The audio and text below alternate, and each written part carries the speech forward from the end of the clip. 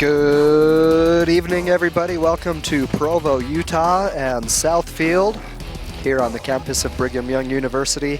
A beautiful Wednesday night here as you look at Y Mountain, part of the Wasatch Range here in Utah Valley. Southfield tonight will play host to a soccer matchup between the Real Monarchs and the BYU Cougars. We're listening to the national anthem right now. We will let you listen to that as well, and we will join you in just a second.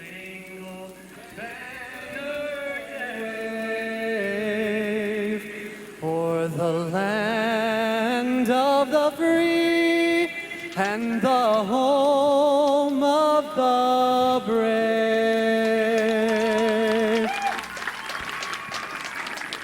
We are just a few minutes away from BYU's final game of 2015. It is also the final game for the visiting Real Monarchs, coming in from the USL.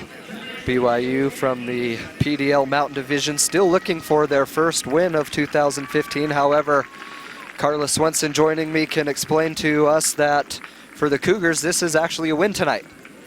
No, definitely. It's actually kind of funny. Originally, the BYU Cougars were scheduled to play against the Real Colorado Foxes. The Foxes, unable to make tonight's game, forfeited, and that gives 3 points for the Cougars tonight. BYU coming into the matchup, no wins, 8 losses, and 5 ties for Coach Chris Watkins in his 21st season. Probably one of his toughest seasons here at BYU, but we know he's in this PDL because he wants to play tougher competition, and if that means some seasons like this, it is worth it. In the end, the Real Monarchs are last place in the Western Conference of the USL with a 2-9-6 record. They are coached by Freddie Juarez in his first season. Carla, we just talked to some of the people on staff here for the Real Monarchs, and their message for their team was that tonight isn't just an exhibition for them, even though they're playing a team considerably lower in talent. Well, definitely. I mean, we were speaking to Jeff Ginn, who is the assistant goalie coach here for the Real Monarchs, and he came saying that even though they've recently just played a game, you know, they're not coming for a training session. They want to come, they want to win this game. And, you know, I think this is going to be a great match between these teams. Though they play in 2 different leagues, the Cougars have showed that they can play with the best of the best. I mean, they've played with some of the top teams. They played in the Open Cup, you know, have found success in the past and have played very well this season. Unfortunately, they haven't been able to find the back of the net.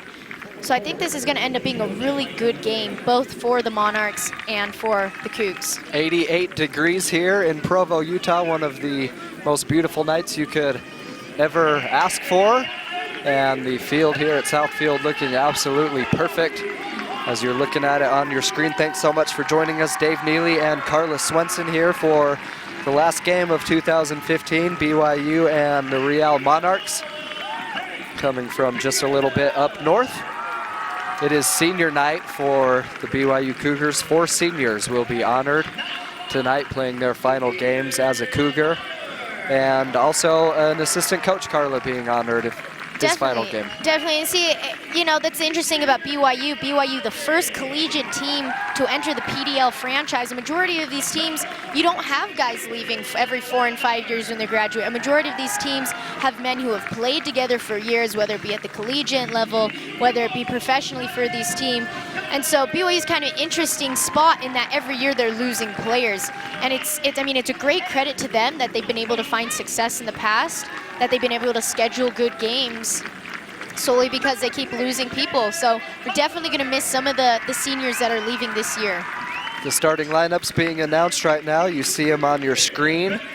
We're going to play tonight's match with a little bit of house rules, you might want to call them, because both coaches want to get a lot of their players into this one. So no restriction at all with the number of substitutions that we'll see. Yeah, it's going to be kind of an interesting game. The Real Monarchs are going to come in. The first 60 minutes, they're going to be playing actually their reserves on the team, so you're not going to see some of the same, you know, recognizable names out there.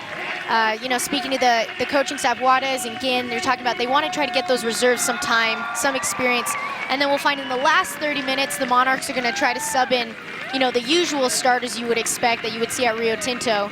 And I wouldn't be surprised if Coach Watkins decides to play some of his reserves and substitute players in tonight's match as well. So no restrictions on the number of subs. However, when one player comes out, they will be done for the rest of the evening. That rule will remain intact as the teams shake hands. We are just moments away from the start of this Wednesday night matchup. The BYU Cougars in white shorts and navy blue shirts.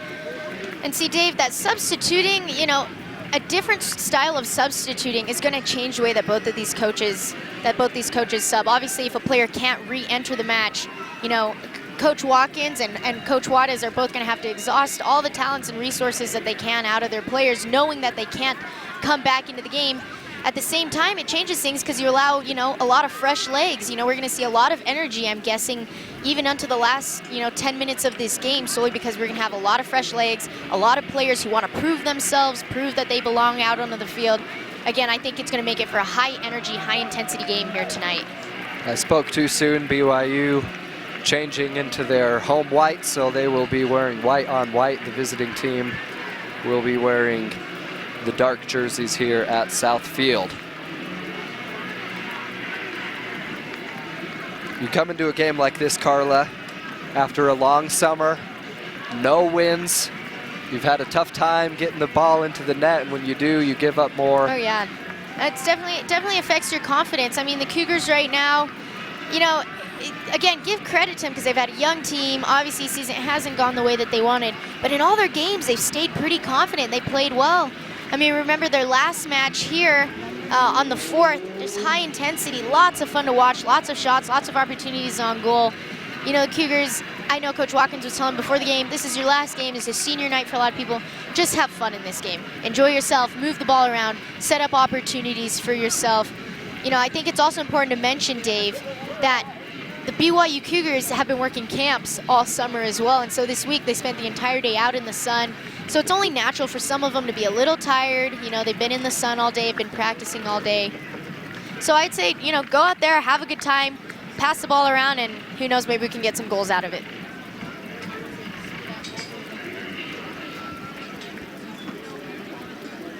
Teams are on the field.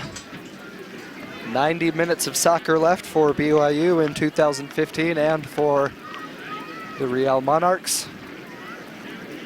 And for many of these seniors as well, you know, I still have 3 more years for eligibility when it comes to Division I soccer, but I can only imagine what it would be like to be a senior, you know, your final game, senior year, knowing you're only going to play 90 more minutes for the Cougars. You know, definitely a surreal feeling as I can imagine. Luckily, the weather's nice, there's a good crowd attendance, and you can already feel the energy between these two teams. Sometimes it's kind of fun not to play a team in your league. And especially for these players on BYU's roster to play a team that is here in Utah, a higher up conference, a higher division, a chance to play against the best. Well, and what's nice about the Real Monarchs is that, you know, a portion of the players that play for the Monarchs that are there on the team because they're in hopes of one day playing in the MLS or hopefully playing in, you know, some sort of professional division. You know, a lot of these teams that we had mentioned, we look on the roster and we see John Sturtzer and Schuler, who are well-known names for Real Salt Lake, are also on the roster for the Monarchs. So definitely a lot of players here who we won't be surprised if at one point are playing in the MLS. Here's Will Taylor, sneaking one past Ariel Chavez and getting it back in the box. Cleared away by BYU out to midfield. And knocked out of bounds by one of those BYU seniors, Garrett G. Well, you can already see the Monarchs are starting to use really high pressure. I mean, the first 30 seconds of the game, they're already entering the Cougars' box. You know, it's obvious that they're coming to score a goal, but really, Dave, first 5 minutes of the game, you have to set that tone. You have to go into the other team's box. Every ball needs to be forward. Every kickoff needs to be forward. You know, Monarchs are trying to set the tone that they're here to win. They're here to score goals. Marvin Baumgartner throwing this one in and taken away by BYU. Ariel Chavez sending it upfield towards Jay Screen, headed back by the defense. And see, those balls, you know, Ariel Chavez has the right idea, but those balls may not work when Jace Green is the lone striker. Jace very good at bringing it out of the air, but when he has his back to goal, 2 players on him, no help, you know, those direct balls may not be as effective. It may be better for the Cougars if they want to try to get past the Monarchs. It may be better for them to try to switch the field, you know, hold on to it through the midfield instead of playing so directly to Jace Green or Garrett G. This one sent into the box, but an offsides whistle is blown against the Monarchs. Goalkeeper for BYU, you're looking at him there in royal blue. Jake Peterson, number 1. Back from an injury he suffered earlier this season. And a hard trip up there sends a BYU player to the turf, no whistle. Possession back to the Monarchs. And Jace Green pursuing the ball carrier here, sent upfield. Into the box once again come the Monarchs. And a nice pass, a nice save by Peterson! Wow. Denying dangerous ball. The Real Monarchs. Dangerous ball. I mean, Peterson, great reflexes to get on that one, but Cougar defense is going to do a lot better job. I mean, the Monarchs easily turned the corner there. We're seeing turn the corner, pass it back. I mean, that's the easiest shot in soccer and the hardest one for a goalie to get. Tavares with a beautiful pass into the middle of the field, and then Peterson there to say, not right now. And Tavares with great awareness to know, you know, I'm not going to shoot the ball or even cross it across, you know, get it across the frame. Great awareness to know to pass it back on the top of the 6th. Now Jace Green racing to this one for BYU into the box. No offsides, left-footed shot attempt is knocked away immediately and out of bounds. BYU will have a throw-in near the corner. This may be the first game that the Cougars have played where Jace Green is not the tallest man in the box.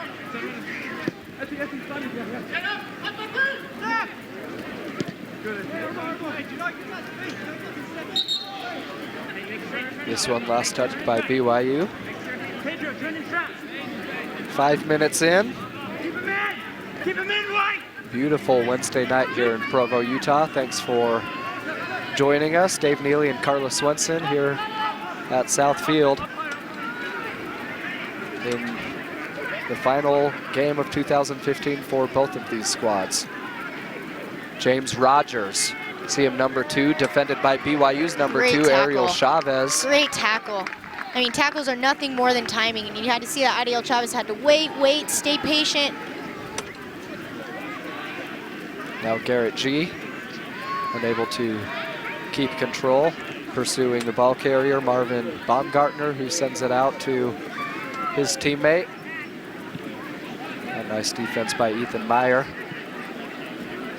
Another long pass. Monarchs almost into the box again. BYU defense there to take it away. Again, when you're going against players that are really fast, have great technical skill, you just got to stay patient. Garrett G with an opportunity here. The senior puts it in! Garrett G in his final game as a BYU Cougar gives his squad a 1-0 lead. And here comes the celebration. Wow, and what great awareness, great patient. I mean, just tucks it away with his, puts it away. You know, you can tell he hits it with the inside of his foot, his right foot, right into the back of the corner. Garrett G versus Victor Rodriguez. The Real Monarchs goalkeeper, G wins it and puts BYU up 1-0. What a great goal for that senior. I mean, he saw that Rodriguez was way off of his line. I mean, a majority of strikers would have taken it in, trying to see how close they can get, but Rodriguez, you know, for some reason, you know, 10, 12 yards off his line. G with that killer instincts, just to put it away. And already we can see he has that much confidence, that much more energy. A great goal for the senior on senior night. And Garrett G has had a lot of success outside of soccer in his business career, staying at BYU so he could keep playing soccer, and here he is scoring a goal in his final game. Yeah, definitely exciting and definitely deserved. You know, Garrett G's had a great career here with the Cougars, been here a while, considered one of the leaders on the team, one of the star players. Didn't actually make the Cougars his first year trying out, Another opportunity for the Monarchs from the top of the box. Will Taylor is denied.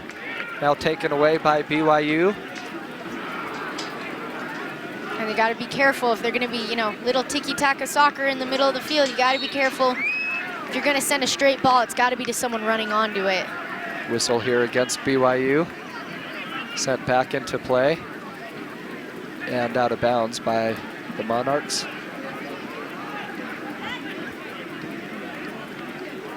You can still tell that Garrett G has all that energy. I mean, there's nothing more fun in soccer than scoring a goal, and those first 5 minutes afterwards, you feel it.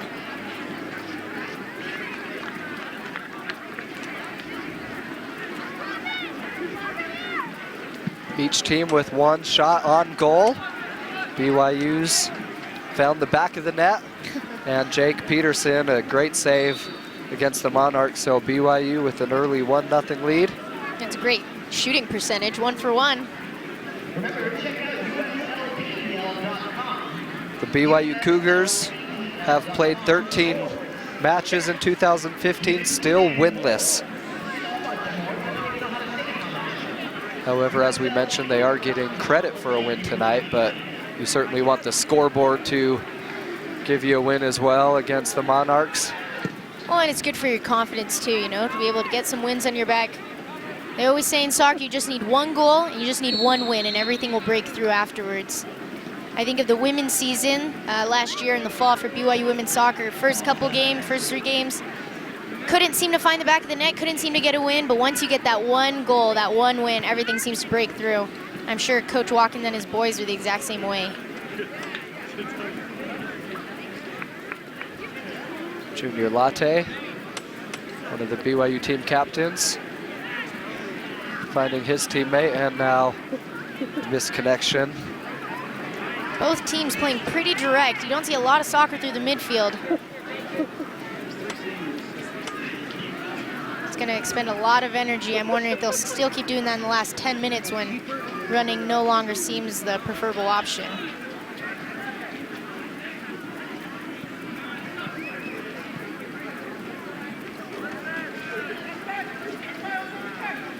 Lots of new faces playing for both of these squads.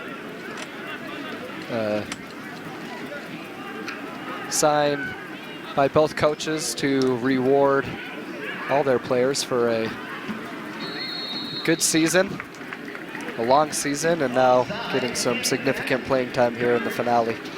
BYU Cougars doing a really good job with that offsides trap. That's the second time in the last 8 minutes that the Monarchs have fallen to that offsides trap. Latte's the one organizing them. You can tell he's doing a really good job telling his team when to stay high and when to push up. Gavin Christensen racing to this one for BYU. And the ball gets away from him just a little bit, finding now Dallin Cutler, number 6 in white. I say in this game you find Dallin Cutler the ball as much as possible. The past several games he's shown very good touch, shown he knows how to be dangerous in the attacking third. A couple of those new faces here, playing a little give and go ball. Christian Bain, number 16, has it taken away. Now a couple players tripped up. And the foul against BYU's Dallin Cutler. It was a very tactical foul. You see already when he's receiving the ball, he's moving forward. Now BYU is able to set their entire team behind the ball, kind of take a breather, reset.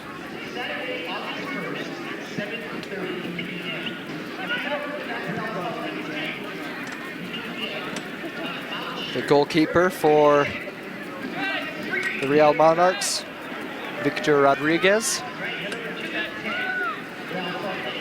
It's surprising they usually put Lalo back there for the Monarchs, but again, trying to get those reserve players in, trying to get them some time.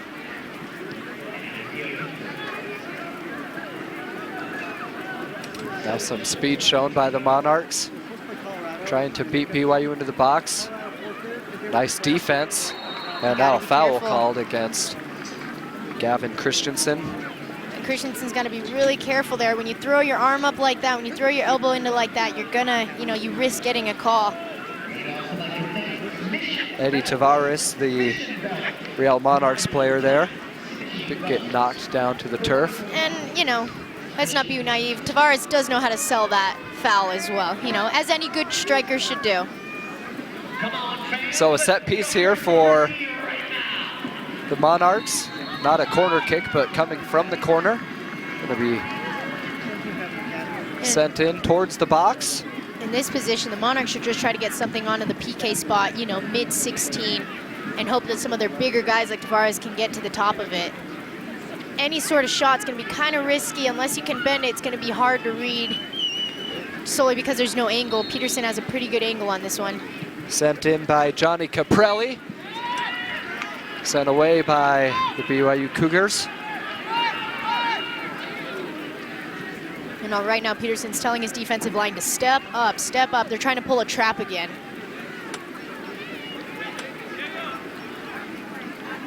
And sometimes you don't realize how key goalkeeper communication is when trying to organize your defensive line, especially on set pieces, especially on counters.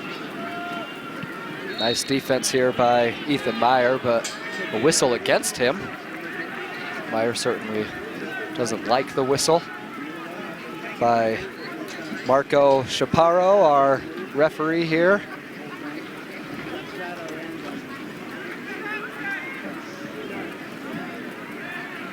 So this will give the visiting team another good opportunity. Another kick, different from the other one. You see the angles are different. I mean, angles are everything when it comes to shooting in soccer. If I'm taking this kick for the Monarchs, I'm trying to go far post and hope that one of my teammates gets to it. But who knows, there have been crazier things. Sometimes we have a front post curve. Monarchs trying to be a little risky, trying to take some chances here. From just outside the box. Peterson blinded by that sun. That can't be fun. You see a good shot of it right there. Sent in, the BYU wall blocks it. Another left-footed shot is picked off by Jake Peterson. His second save. He launches one towards midfield. And until that sun goes down, Peterson's going to be blinded. You know, anything up in the air is going to be really hard for him to read. It's going to be key for his defensive line. Don't make fouls outside the box. I mean, it's so hard to read. If you're going to make any sort of foul, make it in the other team's half. Allow Peterson some time to read it, make it predictable.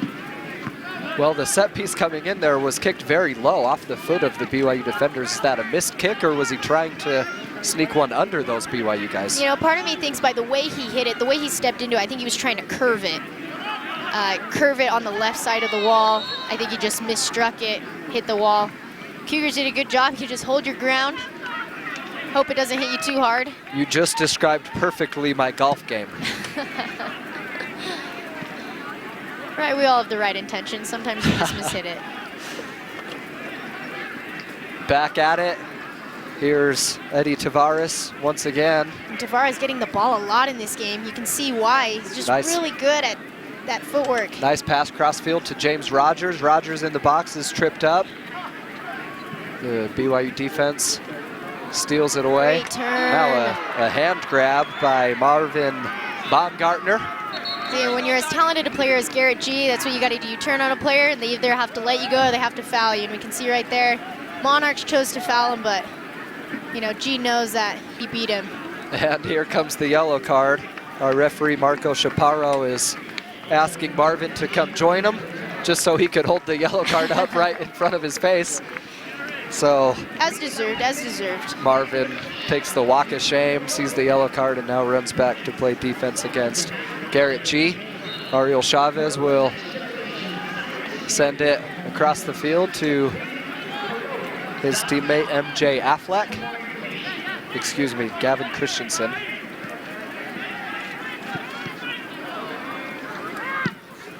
Cougars just gotta hold on to the ball. I mean, you know, getting into the attacking third, getting into the other team's half can be so rare and so hard sometimes. You have to hold on to the ball. You can't let it go on just little dinky plays. Christian Payne for BYU. Now it's knocked out of bounds. Possession will belong to the Monarchs. Quickly getting it back into play and across midfield. And out of bounds to BYU. Pedro Vasconcelos on the wing looking for the ball. Usually the number 10 on the team is wearing the number 23 jersey. tonight. You can tell he's very upset about not getting those fouls, which, you know, I think is deserved for the Monarchs. They played a very physical game.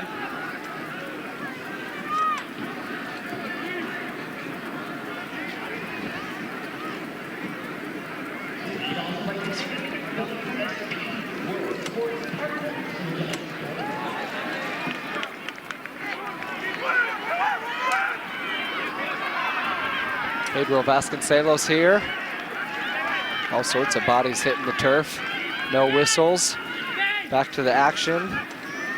Christian Bain finding Christensen. Now Garrett G to Andrew Dossett. And good defense by the Real Monarchs.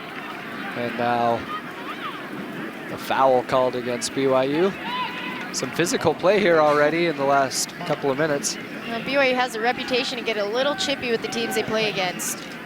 You see right there the left arm grabbing the shoulder of the opponent. Christian Bain called for the foul. You know, and Chaparro's, he's been trying to let the rhythm go. You know, you can tell him as a ref, he's letting a lot of the physical play go, allowing them to play, which creates a rhythm for the game. But BYU getting upset that some of those calls aren't coming in, and that causes them to retaliate with more physical play. Beautiful pass. Wide open. And across towards midfield. A whistle called. Why Rogers was that wide open, I don't know. You know, even if he had been back 4 or 5 more steps, Adiel Chavez should have been tight on his mark or at least taken off his angle. A whistle blown, an offsides penalty against the Monarchs. We'll say, though, again, the Cougars are doing a great job on that offsides trap. I mean, already 3 in 20 minutes. It's a great ratio for your defenders. Now here's Rogers getting the ball back, but the pass intercepted by Ariel Chavez. Good read. The rest allowing them to play on.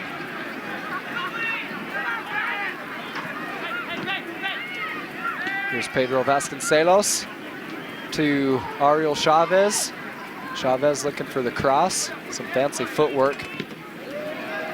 That's great for Adiel Chavez, who's, you know, right back, moving up the field. So dangerous. Chavez working against several defenders. Now dishing it out to Dossett. What's awesome knocked about out of bounds by Real. What's awesome about Adiel Chavez moving up is we see Rogers for the Monarchs is forced to come up the field too.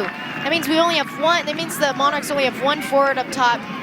Allows us to win, the Cougars to win the numbers game, which is great, great offensive mind from Adiel Chavez. Dossett looking for Vasconcelos.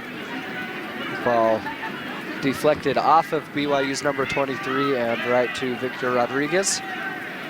We see Coach Watkins is up on his feet, telling the team to close it down, force them to one side, keep them here, make it compact.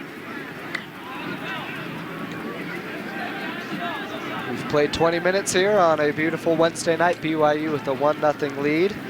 Senior Garrett G on senior night scored 5 minutes in to put BYU up.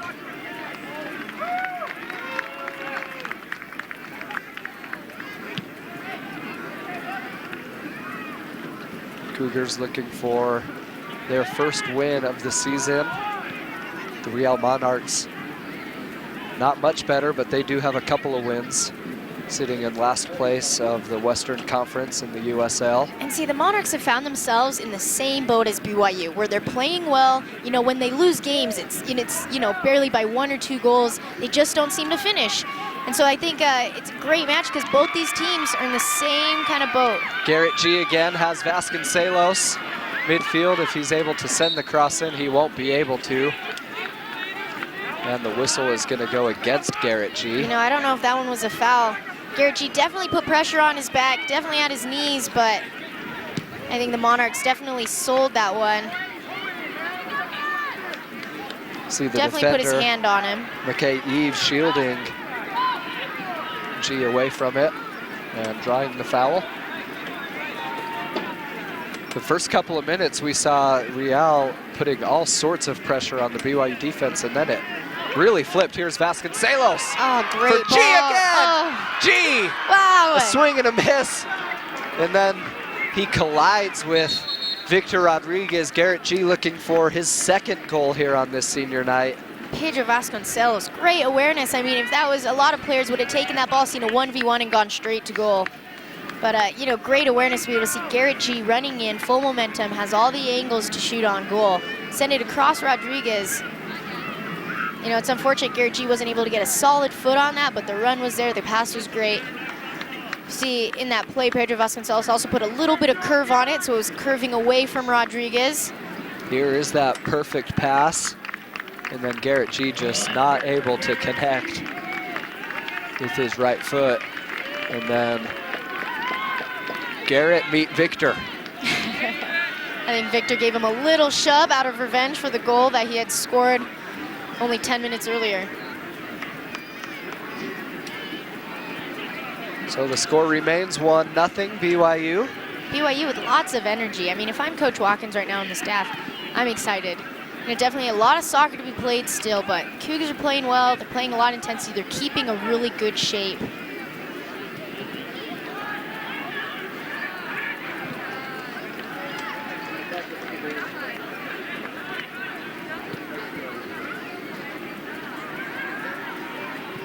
Into the box. Good read by Elio Chavez. He knew if he wasn't going to be on his man yet, should at least take the angle away. And that's what he did. The sun right now, brutal for We see the Peterson BYU covering his goalkeeper, eyes. Jake Peterson. And you'll see him there on your screen, trying to shield the sun away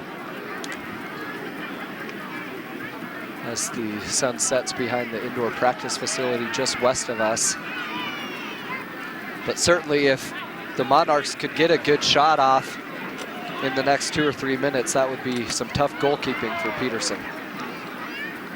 Again, we see Ariel Chavez right back, but not afraid to move up the field. And again, that's so dangerous. It messes up defenses. It forces the striker for the Monarchs to have to come up the field.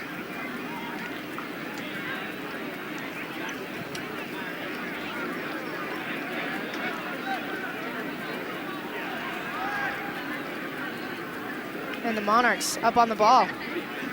Back into the box. And now 2 BYU defenders putting the pressure on. Up top to Johnny Caprelli. And the Monarchs on top of the box are just going to play with it until they see something open up. Nothing forced, and they give it away to the Cougars. Pedro Vasconcelos now. Looking for Jay Screen, but 2 defenders were there to deny that pass. And now the speedy Christian Bain flying past a couple defenders. A late whistle here is going to stop the action. A foul against Jake Hustet, number 8 of the Monarchs. Yeah, definitely a late tackle from behind. See, it's not even the, you know, where he hit him in the tackle. It's the fact that he came from behind. Christian Bain, great awareness, knowing that he could turn on his right shoulder. But you can't do those tackles from behind. They'll call it every single time. Cutler finding Andrew Dossett. And Dossett lets his pass attempt get away. Again, Dave, Cougars playing with really good pressure. I mean, the Monarchs are a great team, and you have to respect them for that, but Cougars are keeping their shape pretty James well. Rogers up ahead, a nice pass. A situation, an opportunity for the Monarchs. Making Oriella tripped up, and the ball scooped up by Jake Peterson. So the BYU defense standing tall once again.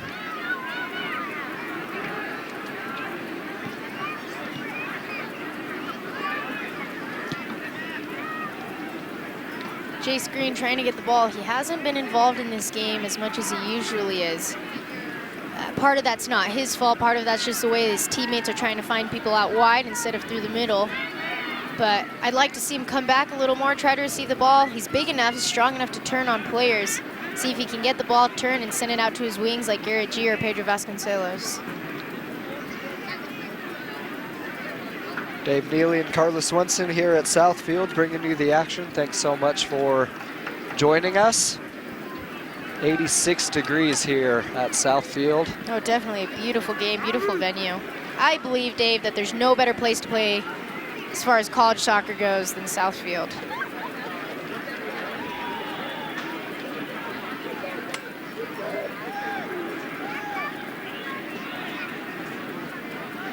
Very hard to find a setting, more beautiful than this when it comes to college athletics.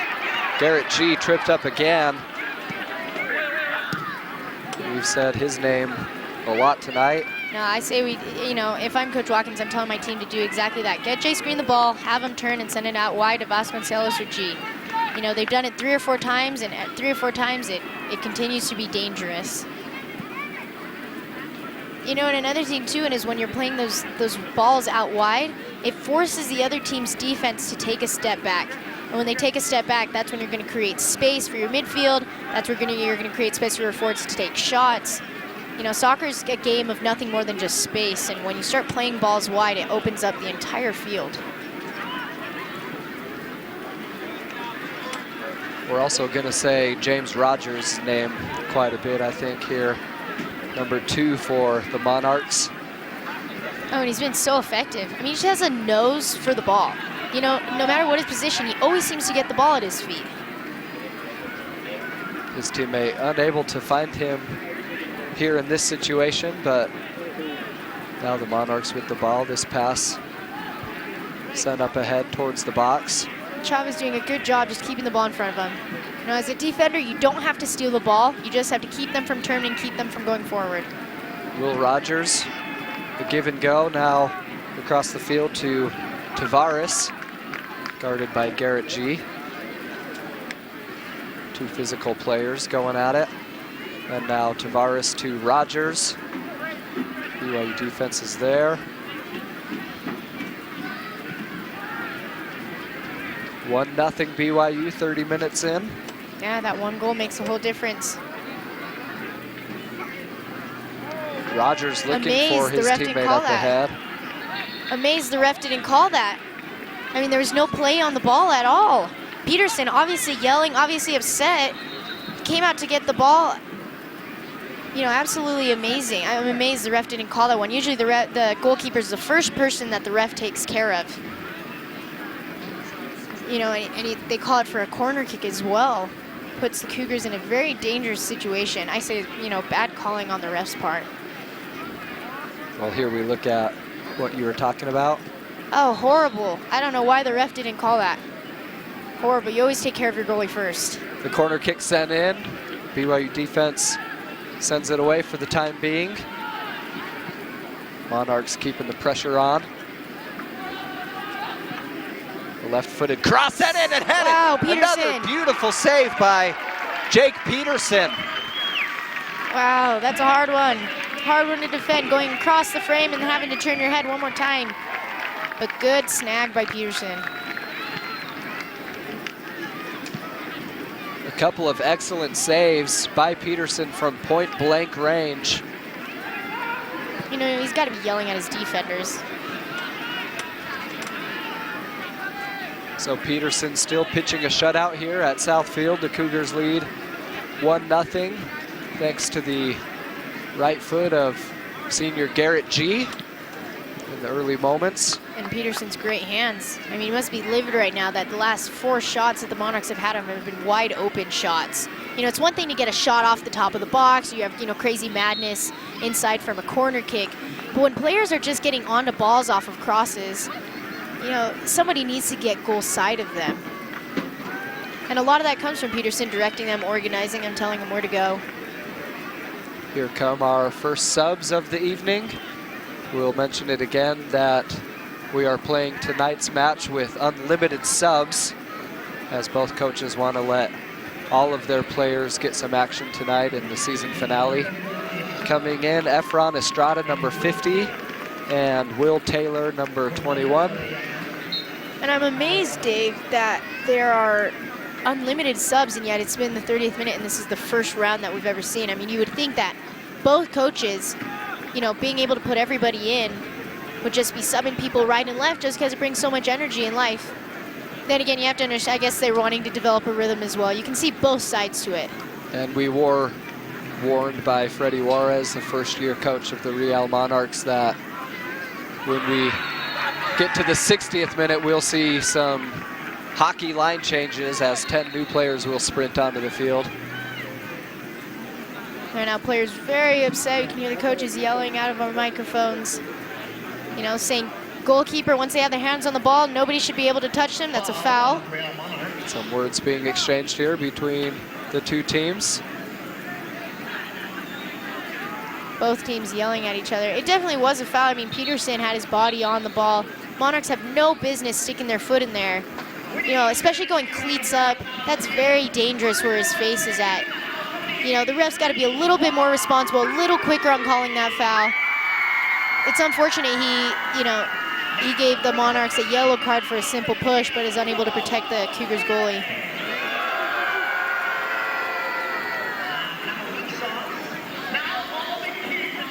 Both teams trying to relax, catch their breath. Right now the emotions are high. It's trying to get a little chippy, as BYU has the tendency of doing. This rest may be good for them to kind of catch their breath and cool off their heads. See a nice crowd here at Southfield tonight, enjoying the beautiful weather and the physical play on the field. And another high-flying act as Great ball to Dossett Garrett G. somersaults. Here's Garrett G, already scored a goal. Looking for Jace Green, his teammate number 19, and sent out of play. It was a great move. I mean, Garrett G's so quick. So it was great move, fake like he was gonna cut inside, went outside. It's unfortunate the cross didn't come where he wanted to, but again, this whole game is gonna be won off of how many times can we get it to our wings. Then Marvin Baumgartner, 50 yards away from the action. Shaken up. See him there, number 12. I think we're gonna have a exciting final 55 minutes of this one, Carla. Oh, well, both teams playing well. Oh, that looks horribly painful. Getting a cleat right of the eye from Andrew Dawson. I mean, obviously unintentional, but it can't feel good to get a cleat right to the eye.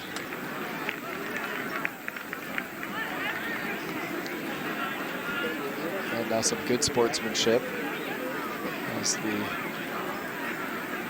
players shake hands. That's good. I mean, for a team like the Real Monarchs who come from such an established and well-known franchise, we expect nothing less than classy behavior.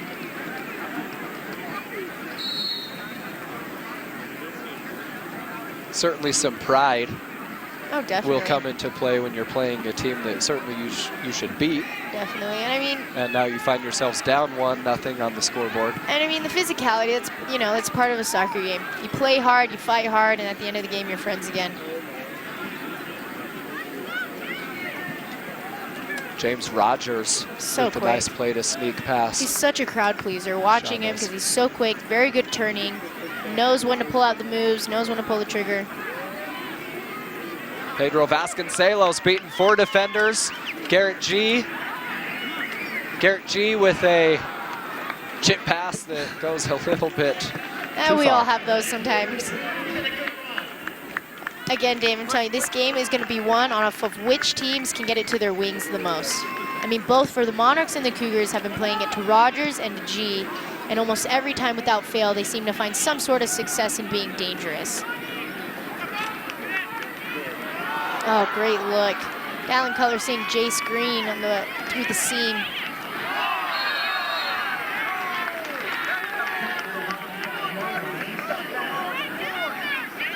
Christian Bain getting another one of those fouls.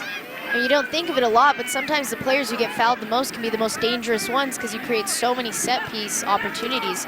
Christian Bain, I feel, has been on the ground majority of this game, but I think a lot of it has to do because he's so quick on turning the ball, and it ends up giving his team a lot of free kick opportunities. Christian Bain will send this one in as the BYU Cougars draw up a play.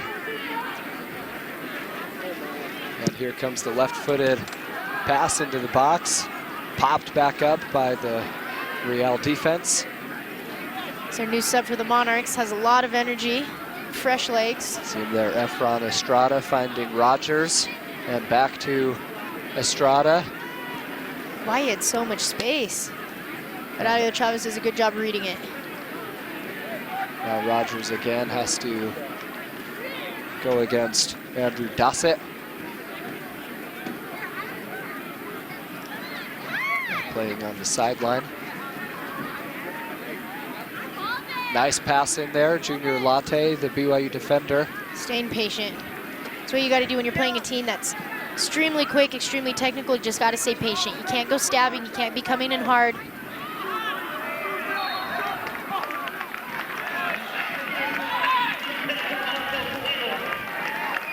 Pedro also having a really fun game to watch. He's gotten the ball a lot more than he usually does in the games, and you can tell he likes to move forward, whether it be that Brazilian type of soccer that he grew up playing, or just wants to be able to go score a goal in the last game of the season. Beautiful spin move there to keep possession.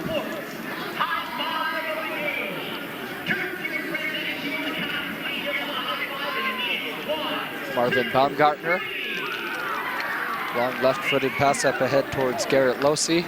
A familiar name here at Southfield in Provo.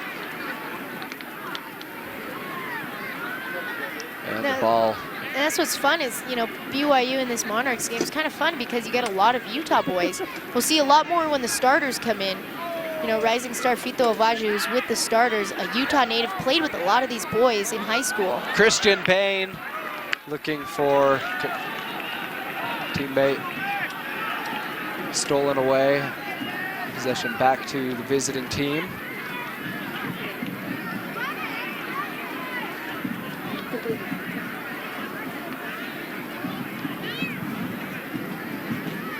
So we see the Monarchs trying to play it out wide to the wings. That's where all the space is in this field.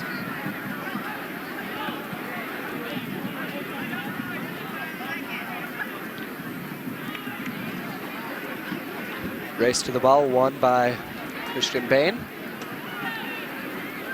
Getting some playing time for one of the first times this season. You see, he's looking for people too. You know, he wins the ball in the midfield and he's looking up to pass it to a forward. He's trying to find someone. The forwards are running up and down the field, and in soccer, you gotta get some vertical play, or excuse me, some horizontal play. Will Taylor comes out of the huddle with this one, finding Johnny Caprelli. Caprelli selling that foul. I think the ref sees it. Ariel Chavez was there for BYU, sent up ahead towards Jace Green.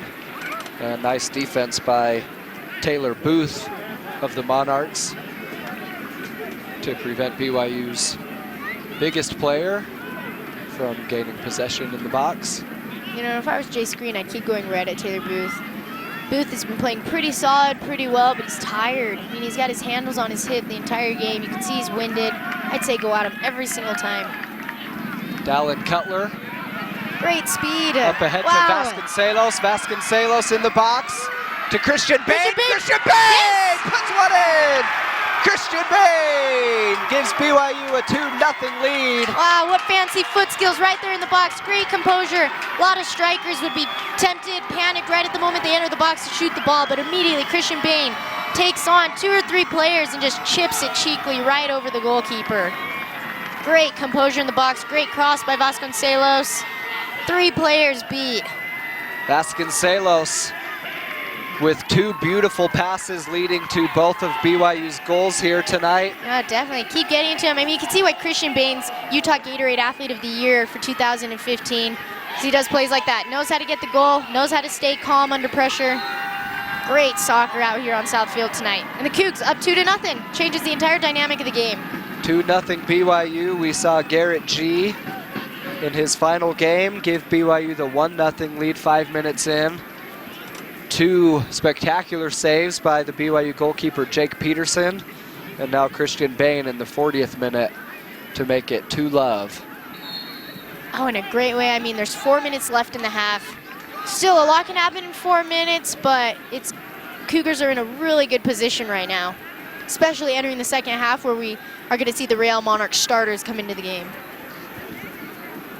Dave Neely and Carla Swenson from Southfield, thanks for joining us.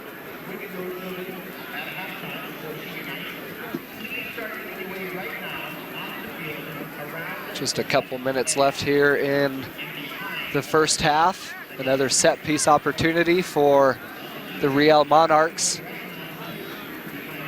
Looking for their first goal. Dangerous. The sun has now set behind Southfield. This will be a left-footed cross, hoping to get a bend on it. Johnny Caprelli towards the goal.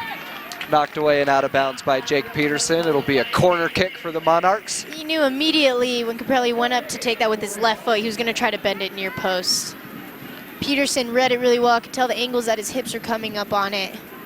Good read by Peterson, but that's a great ball. The corner kick sent too far. Monarchs want a handball against BYU. They won't get it. You see in the top part of your screen all the other players getting ready for second half action. So we'll see a lot of players in this Wednesday night matchup.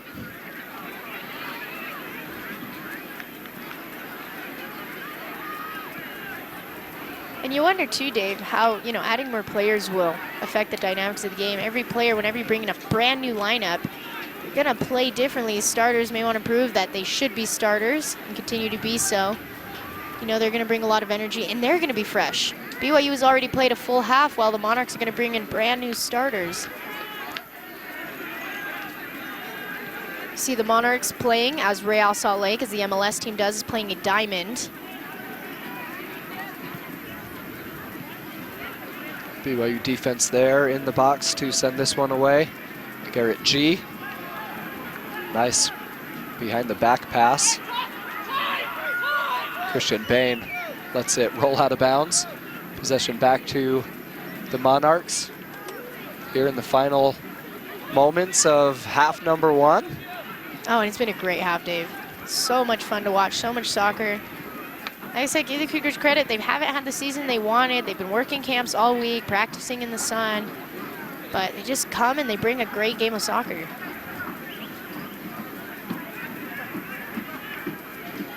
See Jace Green a lot higher, or excuse me, a lot deeper into the field than he usually is. I think he just wants the ball. He's not getting it as much as he usually does. Starting to drop back into a more midfield position in hopes of receiving it. Tavares blowing by some BYU defenders. A shot attempt by Efron Estrada. Picked up by Jake Peterson. So the Monarchs certainly have had their opportunities. No doubt about that in the first half. But they haven't been able to get one past Jake Peterson. Peterson's had a great save. I think once that, or great games, or great half, excuse me. Once that sun went down, until he's a lot more sure on his footing. As I was mentioning earlier, the Monarchs trying to play like RSL in the diamond shape. Creates for a lot of extra space on the wings, but it means those wing players are gonna have to work really hard. We've hit 45 minutes on the clock. We'll have 1 minute of stoppage time. You know, last minute, I say just put everyone back, hold them for that minute. You can get a break and a drink at halftime. Ariel Chavez there to send it away. BYU sending it to Pedro Vasconcelos, a little bit too strong. And here's Junior Latte. Good read, Latte. Junior Latte sprinting towards the ball and good read, good tackle. Sending it out of bounds, taking some time off the clock. Baumgartner sending it in. It was a fast minute. That's our half. We had about 30 seconds of stoppage time. The halftime whistle has been blown. BYU 2, the Real Monarchs nothing. Wow, David, I don't know if the Cougars have ever been up two this entire season, but it definitely is a great way to enter the half. You know, before we get too happy, we must mention that the most dangerous score in soccer is a 2-0 lead at halftime. Still a lot can happen. There's still 45 minutes left. But, I mean, the Cougars have to be happy, and they're in a great position. They're playing the Real Monarchs, who are a great team, have a lot of players who are in hopes going to play professionally, going to play in the MLS. So this is a good position for the Cougars to be in. I won't be surprised if in this next half, Coach Watkins tells his players to pack it back and just hope for a counter every now and then. definitely a good half for the Cougars. There might not be much of a halftime speech, as looks like we're going to have a senior night celebration here, honoring 4 BYU seniors and an assistant coach. Yeah, we have Coach Sackett, who will be leaving the Cougars after the season. Sackett's been coaching with the team since 2006. Sackett actually was working with the reserve RSL team, so he recognizes a lot of the men on the coaching staff, as well as a lot of the players for the Monarchs are in RSL, so this must be kind of fun for him on his last day to be able to be with all of his friends, all of his buddies, both on BYU and on the RSL teams. The 2 BYU goals scored by Garrett G 5 minutes in, and then Christian Bain 40 minutes in. And I mean, great goals, both of them. Both of them were goals under pressure, you know, just composure. A lot of times you get goals from just knocking it around or getting a shot out. But Garrett G, noticing that Rodriguez was off his line, took the time to look up and just place it with the inside of his right foot. Christian Bain, on the other hand, right inside the box, but instead of just firing it away like most strikers would do, took the time to beat 3 players, pull Rodriguez out. Once Rodriguez stepped off his line, it was an easy chip into the far right post. 2-0 BYU here at Southfield, looking for their first win of 2015, and this the final game of the 2015 season. We have 45 minutes left to go. 2-0 BYU. Will be back with the second half after the senior night ceremony.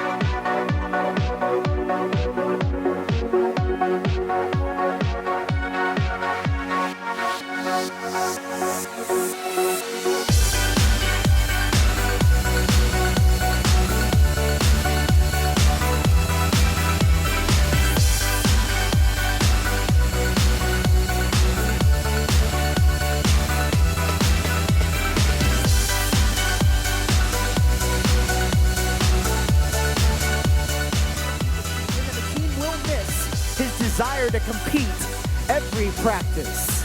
Joining Ariel on the field is his wife, Licia, and their son, Tristan. Thank you for everything you've given us. Everyone, come on, get up on your feet and give some love to Ariel Chavez.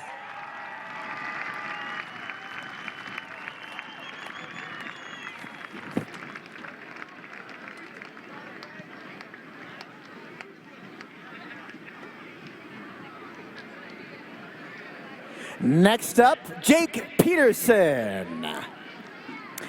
Jake grew up in Roy, Utah, where he started playing soccer at a young age. After graduating high school in 2009, he joined the BYU men's soccer team. He's been with the team since 2009, except for a 2-year break to serve a mission in Leeds, England. Jake will be moving on to finish his bachelor's degree in nutritional sciences with a minor in chemistry. He will also continue to do undergraduate research for medical school and work while his wife goes to PA school. Jake has been a starting goalie this season while battling a finger injury. A captain of the team, he has helped anchor the defensive side for the Cougars for 4 years. The team will miss Jake's hard work, ethic, and motivation. Jake is joined out on the field by his wife, Whitney, his mother and stepfather, Kendra and Travis Jeffrey, his father and stepmother, Mike and Stephanie Peterson, and his grandparents, Gary and Marilyn Cragen. Let's give it up for Jake Peterson and his entire family.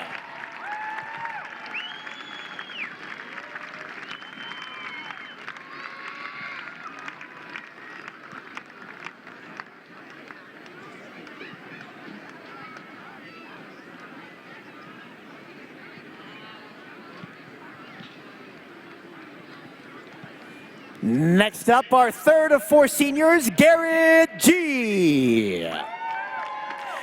Garrett was born, raised, and started playing soccer in Highland, Utah. After coming to BYU, he joined the soccer team and has played with them for 4 years with a mission to Vladivostok, Russia in between. In his freshman year, G created his first app, Scan, which was recently sold to Snapchat. He will be spending time traveling with his family after the season is over and work on further projects when he returns. Garrett's speed has been crucial for the Cougars' offense, and the team will miss his leadership and captainhood, not to mention the racial diversity he brings to the team. Garrett is joined on the field with his parents, Joe and Mel, and his wife, Jessica. He and his wife are the proud parents of a daughter, Dorothy, 7, and a son, Manila. Thank you for your hard work, Garrett. Let's give him some love.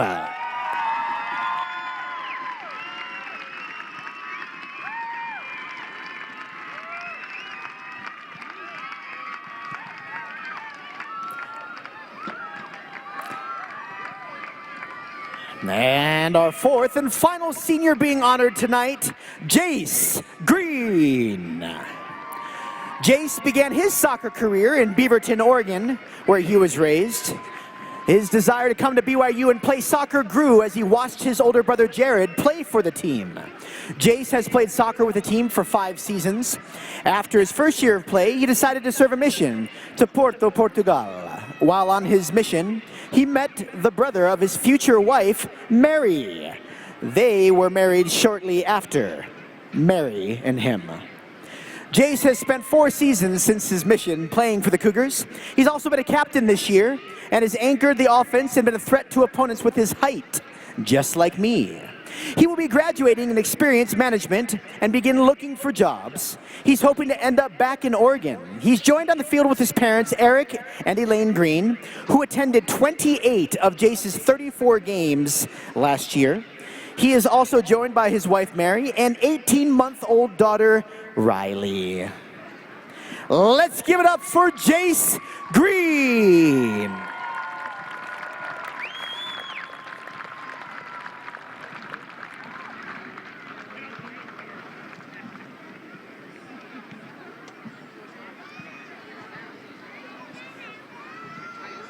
Some of you may not know, we also are going to give a proper and emotional farewell to longtime assistant coach Chad Sackett. Chad has been with the team in many different affiliations for over 15 years. After his mission to Lisbon, Portugal, he returned to BYU and played for the team for 2 years. While he was on the team, he traveled to Spain and Holland. He graduated from BYU with a degree in marketing communications. From 2001 to 2004, he played with the Utah Blitz. While he was on the team, they won 2 national championships and the USL Division III Pro League. He then was rostered on the Real Salt Lake reserve team in 2005. Chad worked in the front office for Real Salt Lake for 3 years. He's currently working for 7 medical distributors and medical sales and has been in this position for 7 years. He's been all over the place with the team since he's been here, including Mexico, Costa Rica, Chile, Puerto Rico, and Fiji. He specifically asked us to read the following. I'd like to thank and take this time to thank Coach Chris Watkins for his endless amount of time and effort that he's put into this program over the past 22 years. I'd also like to thank all the players' coaching staff for the great memories and time together. And finally, but most importantly, I would like to thank my wife, Aubrey, for all of her support and allowing me to drive an hour down and back and putting 100,000 miles on my car for the past few years to be a part of this great program. Our family loves being around the team and the atmosphere and will miss being involved. Joining Chad on the field tonight is his wife, Aubrey, his children, Bella, Hayden, Tristan, and Mason, along with his parents, Mark and Joanne Sackett. If anyone is sitting after I tell you to get up, you're out of here. Everybody get on your feet, and I mean everybody. Come on now, 15 years. Get up for Chad Sackett.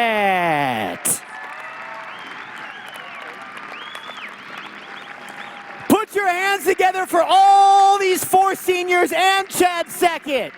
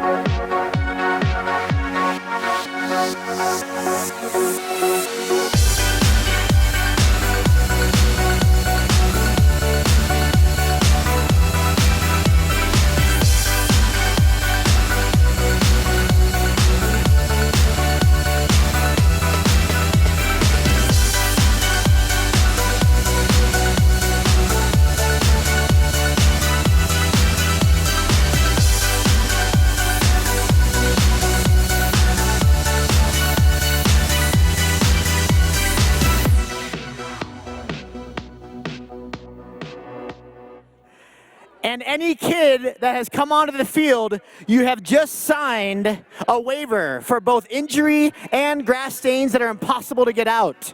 Good luck, okay? Give yourself some space, okay? Can we get some music ready? Do we have someone there to get some music ready? When we count down from 10, can you just play a loud, fast, awesome song? Kids, you know how this works? When the music plays, you dive, you slide, you do all types of stuff to get the best kind of grass stains possible, okay? Just do not remove clothing. Do not remove clothing. Okay, 10, 9, 8, not yet, 7, 6, 5, help me out, 4.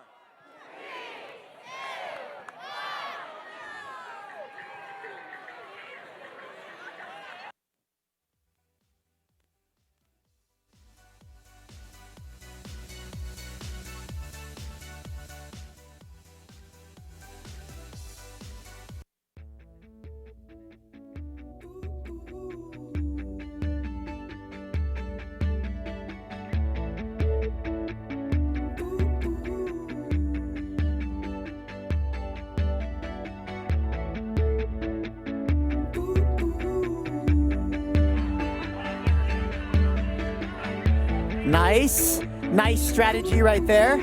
Great job. There you go. There you go, buddy. Keep it going. You got about 20 seconds. 20 seconds left. Get some grass stains. Yes, blow out your shoulder. Whatever you got to do. There you go. Keep it going. The high socks. Some great grass stains there.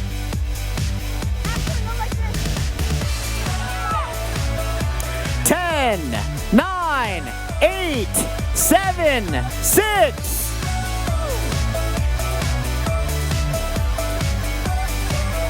Okay, great job, kids.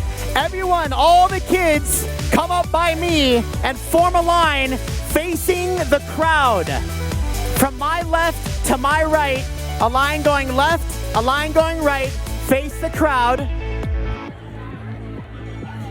And if we could cut the music, please. Now again, this company that's helped out here, the name's Heroic. They're a next generation cybersecurity for home users with a proactive approach to ensure that sensitive information is secure before an attack or threat occurs. The end result is simple and a secure solution that saves you time and money and gives you peace of mind. Visit heroic.com. Again, heroic.com has some t-shirts they're gonna throw out shortly, okay? We don't have time to pick a winner. Whoa, whoa, whoa, whoa. Wait. Hold up.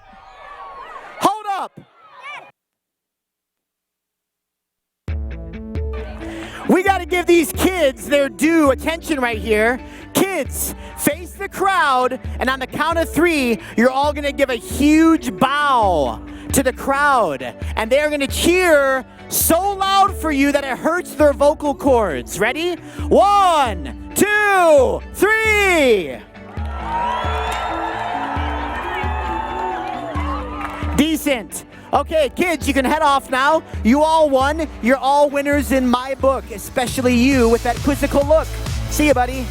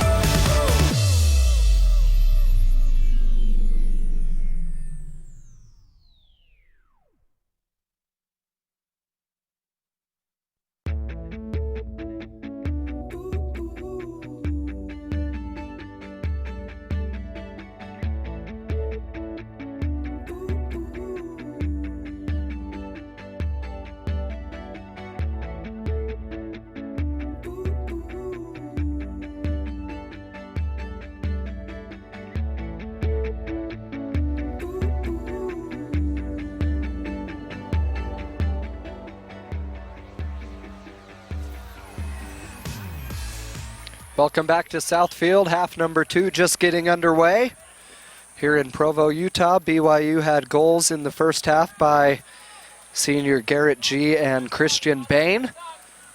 And some excellent saves by another senior, Jake Peterson. And that is where we stand as half number 2 begins with the visiting Real Monarchs trailing by 2 against the host team, the BYU Cougars. Dave Neely and Carla Swenson here at Southfield. Thanks for joining us. And Carla, if the second half is anything like the first half, it's going to be a fun 45 minutes. Well, definitely. I mean, both teams looking for the win here. Both teams not afraid to be offensive-minded. You know, Cougars were able to put some on goal. Peterson with some great saves. Monarchs definitely had, you know, the run of play for, you know, a good portion of the game, but the Cougars were able to capitalize on some of their counterattacks and slip it past Rodriguez when he came off of his line. BYU coach Chris Watkins in his 21st season wasn't able to deliver much of a halftime speech as you saw the senior night festivities took place during the break. You know, and that's good for the players too. You know, for the Cougars in their last game of the season, to be able to celebrate those seniors who will be leaving them and kind of commemorate them for what they've done, you know, helped them out on this team. Whether they were large contributors to the team or whether they cheered their teammates on. You know, again, as I was mentioning earlier, Dave, I can only imagine how surreal that would be to be able to know that you're playing your last game here at Southfield. The 4 seniors that were honored, Ariel Chavez, Jake Peterson. We saw him with some nice saves in the first half. Garrett G., he scored the first goal of the game. And Jay Screen for BYU playing, as you mentioned, their final game here as a collegiate player wearing a BYU jersey.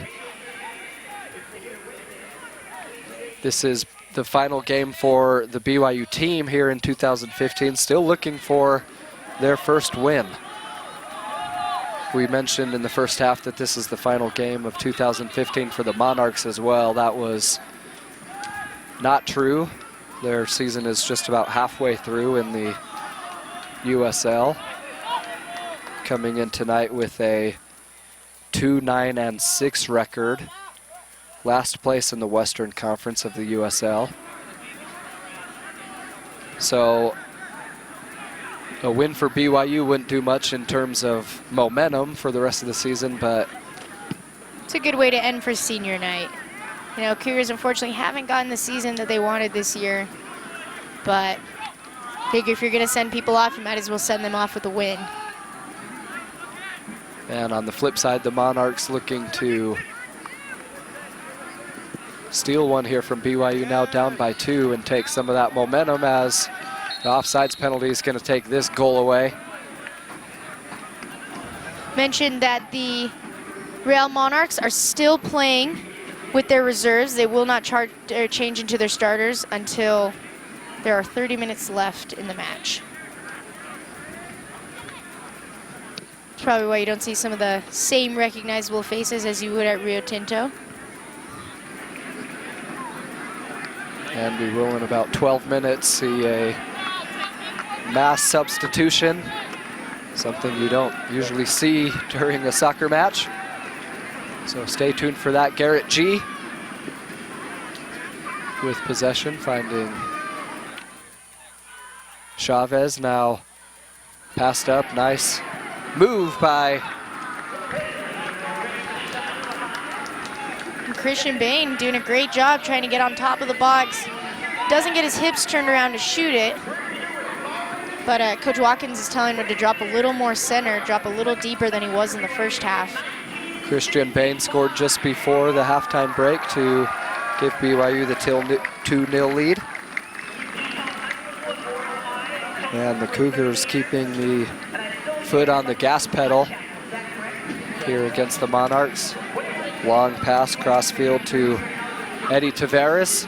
Tavares with a nice pass. The whistle against BYU's Ethan Meyer just outside of the box. Ethan Meyer just half a step behind.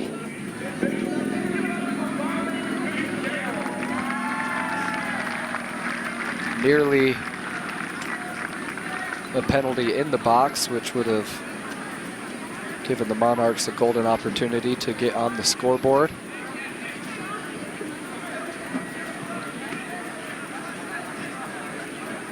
And from very close range, the set piece will be sent in by Johnny Caprelli.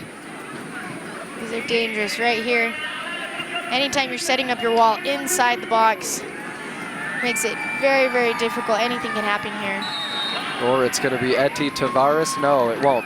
Caprelli into the goal! What a curve. Sneaks one by everybody and past Jake Peterson. The far post. A Wow, beautiful what shot off the left foot of Johnny Caprelli. Curves it right against the wall on the left side of the wall. Peterson, blinded by the players running in, unable to see where it's coming, and you see it curve right into that side netting. Here you see just a lot of traffic there. And as you mentioned, Jake Peterson didn't have a good view of anything happening there in front of him. And before you know it, the ball's in, and it's a 2-1 ball game just like that. Now back into the box, BYU has it taken away by the defense.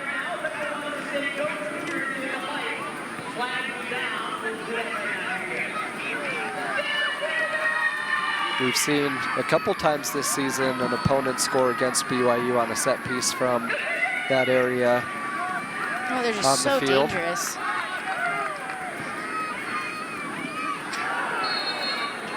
Hard collision on the near sideline.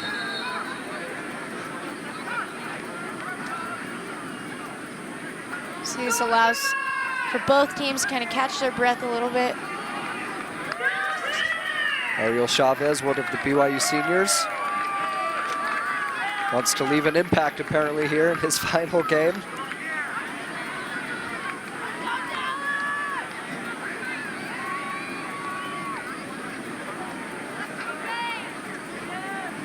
So the stage is set for a very exciting final 40 minutes here. One of the things, there's just so much time. I was telling you at halftime, the most dangerous score in soccer is 2-0 at half. Another opportunity for the Monarchs. A shot attempt. Wow. Just a little bit They're asking for wide. the foul. You see the visiting team hounding referee Marco Shapiro, begging for the whistle. They won't get it. Beautiful pass up ahead. You see the BYU defense. I think they're asking that pass the Peterson ball. went on his legs.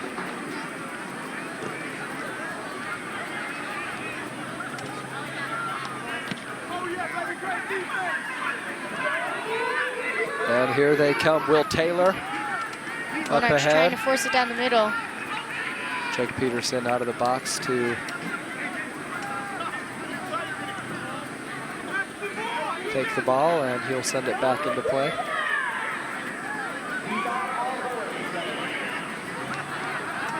Peterson likes to send those long balls just fine, but the Monarchs are starting to read it. Starting every time they see Peterson stepping up to take the kick, they're stepping back, 20 yards with the understanding that it's going to go past the halfway line.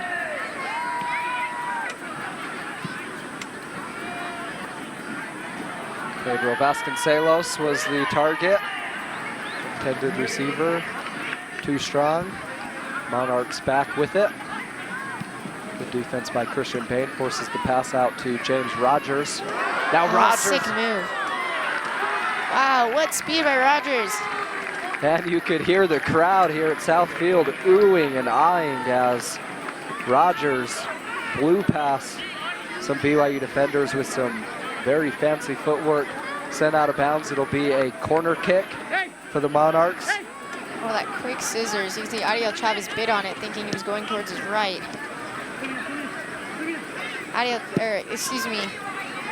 Cross that in and headed towards Peterson, but wide and out of bounds. Monarchs getting a lot of crosses.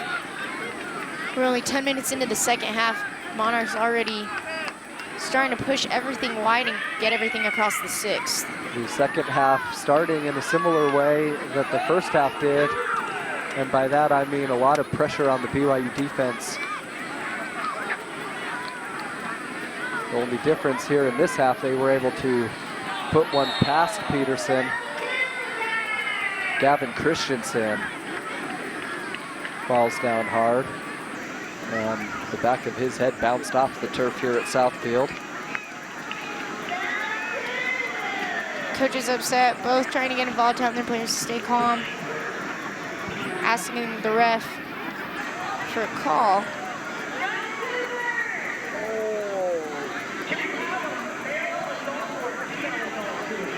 Miles Stray was the defender there that was tripped up with Christensen.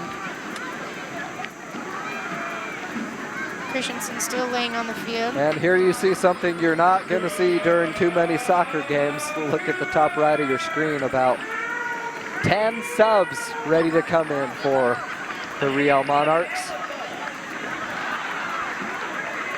This is a hockey line change times 2. You know, and you're going to see a change in momentum. You have a lot of players who have been warming up. They're fresh, good to go, while these BYU players, they've been playing the entire game. So now for all of you joining us, watching this one here online, the familiar faces for the Real Monarchs now into this match, with their team trailing by 1. And as you mentioned, not just new faces, but new legs here against the BYU team that has been playing tough soccer for 55 minutes. Well, and that makes all the difference. I mean, especially in the last 10 minutes where it seems that teams seem to be the most dangerous, and you have a team that's fresh. It's definitely going to make a difference in the sort of rhythm of the game and the intensity that they're going to see. I would not be surprised if the Monarchs, their first ball is a direct ball towards goal in hopes that their forwards can just run onto it. Gavin Christensen took his time to get ready to play again. And now finally, we'll be back underway. Christensen still standing out of bounds. You see him right there behind Ethan Meyer.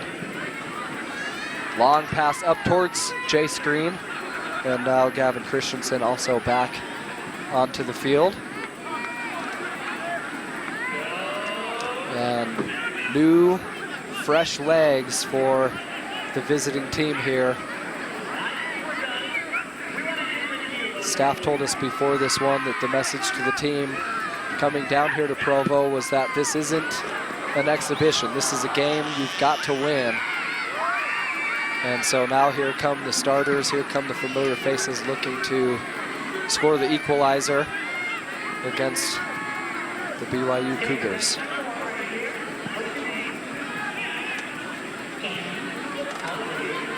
And you can already see some of those fresh legs are going to have an impact. Riley McGovern finding his teammate now, Tyler Arnone up top. The Monarchs just trying to play it around, nothing forced. You see Valesco with the ball, who's actually named to the USL Team of the Week, based off of the goal and assist he had last Saturday.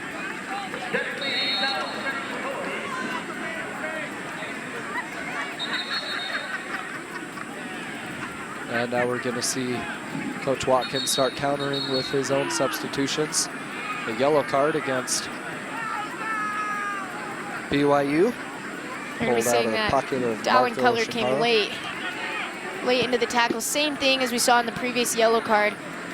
You know, it's the fact that he came from behind that is going to give him that yellow card. Chapato's shown that he doesn't like anything from behind.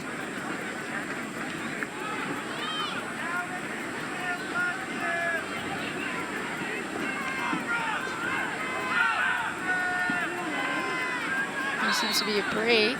It's both teams calling for a sub, but the ref says to play on. Josh Hunter getting ready to come in for BYU. Ball sent out of bounds. It'll be controlled by the Monarchs.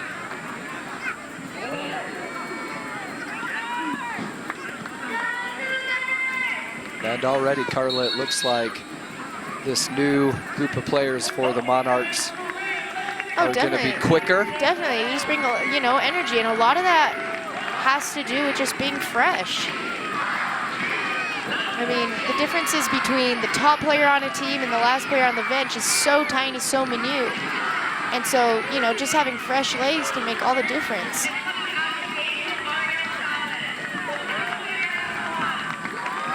Ariel Chavez, one of BYU's 4 seniors, leaving the pitch here at Southfield for the final time in his career. Being replaced by Josh Hunter, number 4. Josh Hunter started the season up as a forward, but has played the remainder of the season back in defense. Coach Watkins says he likes to play him back there because of his tenacity and his willingness to move up the field.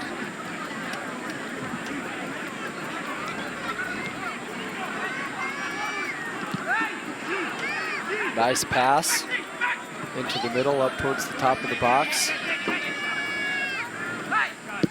And here the BYU defense having to stand tall. Wow, what a cross. A beautiful pass, and the headed attempt just rolls out of bounds wide as we take another look. We have to see who's on that mark for the Cougars. So with the Monarchs wide open. Jay Custet with the attempt off the head. Could not quite convert, and BYU still leads by 1. Well, that's the problem too, Dave. When you're not getting that many chances up top, as you see the Cougars aren't getting, then you start playing direct balls. And with Jace Green being the lone forward against 4 defenders, you know, you're gonna have to play through your midfield if you want any chance of building.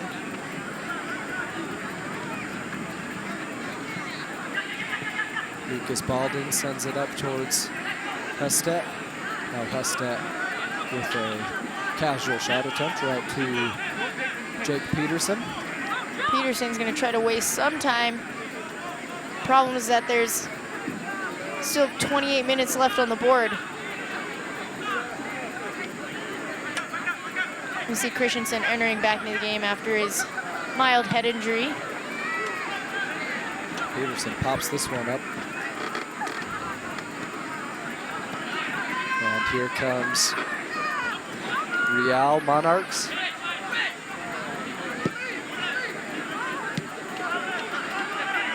Putting all sorts of pressure on this BYU defense. There to clear it away. Again, that's hard. Cougars gonna have to play through the midfield. Christian Bain, Dallin Cutler not seeing the ball that much. Sending everything long and direct to Jace Green, but you know, again, the lone forward, he has his back turned to goal. That's a really hard one to counter on.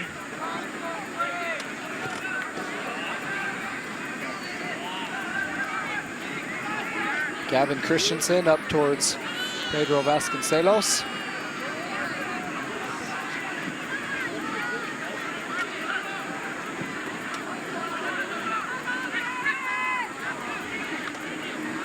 Lots of opportunities for the Monarchs here in the last couple minutes. Beautiful pass and nice defense by Ethan Meyer to deflect the ball out of bounds. Another corner kick coming. Well, the Monarchs are just doing a much better job right now of just utilizing the wings. I mean, that's where, again, I mentioned it in the first half, that's where all the space is in this game.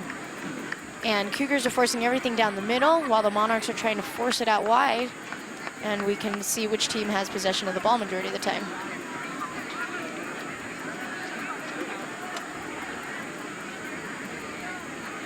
BYU 2.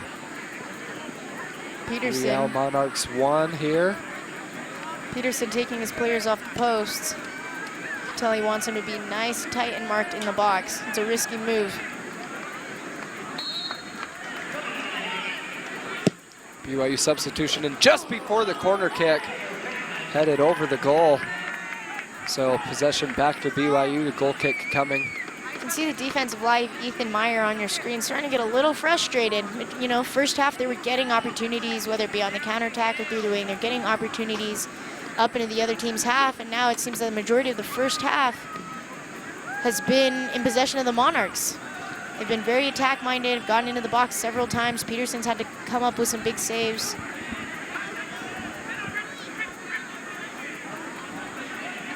And BYU just cannot keep possession of the ball. Great tackle by Ethan Meyer.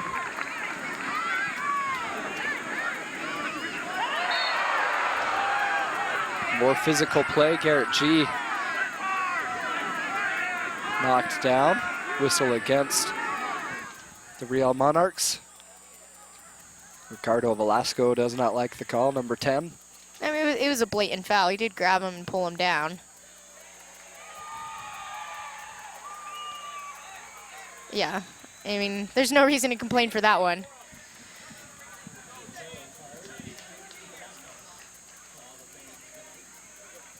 And the yellow card comes out.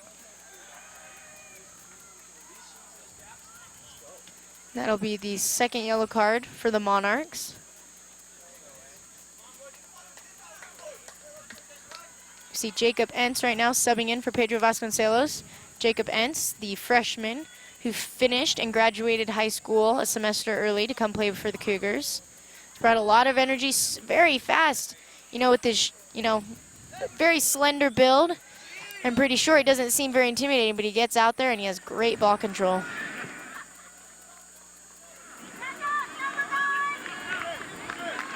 And here comes the BYU training staff to tend to Garrett G.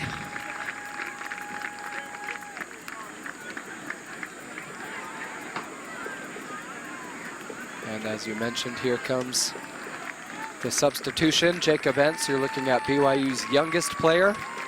He will replace Garrett G, the BYU senior, playing his final game here at Southfield. He scored the first goal of tonight's match to put BYU up 1-0. You know, he's got to leave knowing that he had a great career here at BYU. He's able to say he scored in his senior game.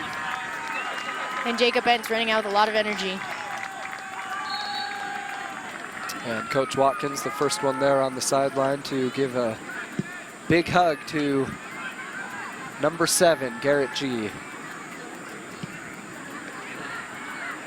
Gotta hold on to the ball. Right now the Monarchs are dominating in possession, so when you do have the ball at your feet, you gotta keep it. And BYU needs the speed and athleticism of the last two subs, Josh Hunter and Jacob Entz. Two of BYU's quicker players now with fresh legs to try to counter the 10 subs that just came in for the Monarchs. Riley McGovern showing some of that speed, getting past some BYU defenders. Now Pedro Vasconcelos up ahead to Christian Bain. Bain loses control. And a long pass up ahead towards Jacob Entz. Jacob Entz, so quick. the freshman, towards the box, looking to send it into Jace Green, deflected away. Another opportunity, BYU tripped up and stolen away by the defense. See that Jace Green's been the target for the Cougars. You know, whether it be Andrew Dossett or Jacob Entz, they're both kind of running in his direction. Long pass up ahead. BYU defense is gonna get there first.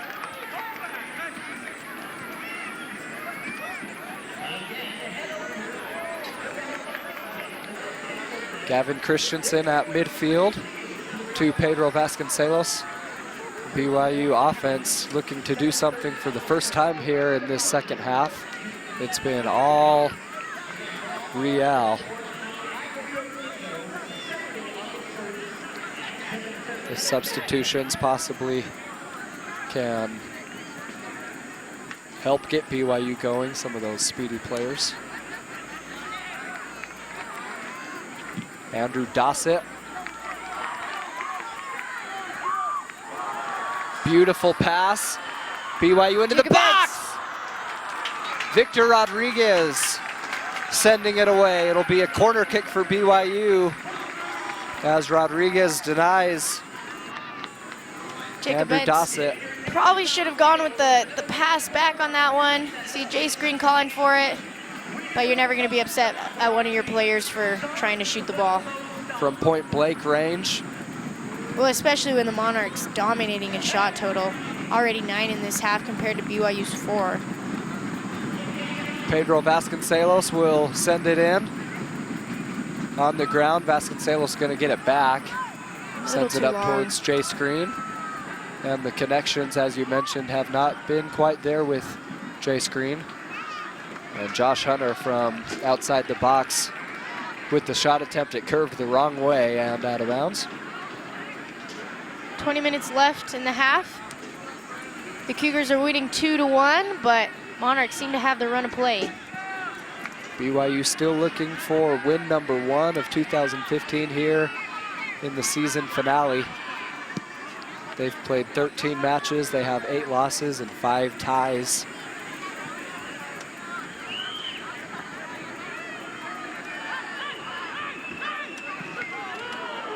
Looking for the equalizer. Jake Hustet has it deflected away, and then another dangerous shot towards Jake Peterson. Well, Peterson's getting his workout for him today.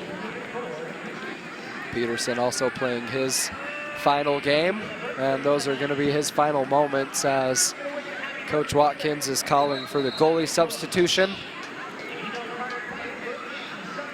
You see Jake Peterson right there, the BYU goalie in royal blue with some excellent saves in the first half. Jake was injured earlier this season. He had a nasty finger injury suffered during the practice, missed some time. And back here healthy for the season finale. And he will give way to Brendan Ottman here on senior night. Brendan Ottman, while Peterson was gone, was the sub-in for Peterson. Played several good games while Peterson was gone, but lacks the experience that Peterson brings to the field. So Peterson will stay in for a little bit longer.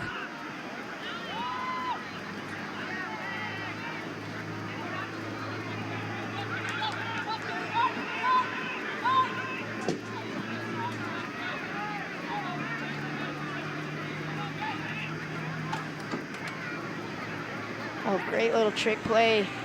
Again, the Monarchs, Dave, seem to have the run of play. They're not afraid to try new things on top of the box solely because they're getting so many opportunities. Pedro Vasconcelos up ahead to Christian Bain. BYU loses possession once again. And you got to wonder how long this BYU defense can stand tall against this onslaught of offensive opportunities by the Monarchs. You know, well, and the problem is, you know, BYU, even if they win the ball or they take it off a steal, they have nowhere to go with it. Another shot attempt! Jake Peterson diving to his left. Another beautiful save by Peterson. The play will result in a corner kick, but you see no defense there at all. So much time against Lucas Baldin. I mean, Baldin able to take 2 touches, look up, see the right post open. So much time for someone to take a shot. I mean, anyone can be good if you take that much time. Corner Baldin kick. definitely hit it excellent, though. Gonna get sent in. A line drive! Wow. Headed out of bounds. No, Monarchs definitely a more dangerous team. Max Rahafer there, and here will come the goalie substitution. The crowd here at Southfield with a nice applause for the BYU senior goalie.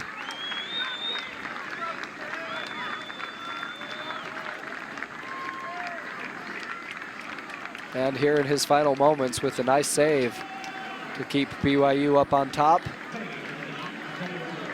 Brendan Ottman coming in. This will be valuable experience for Ottman moving forward. That's for sure. He's probably going to get a lot of shots on him.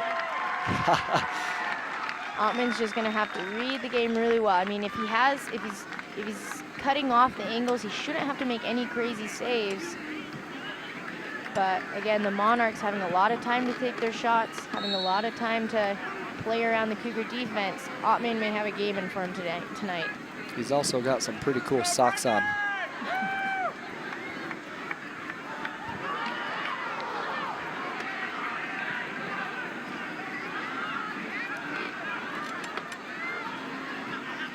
And as you mentioned, BYU just can't hold on to the ball for much longer than a few seconds before the defense is there to take it away. No, yeah, the problem the Cougars are having is they win the ball, but they immediately just send it long.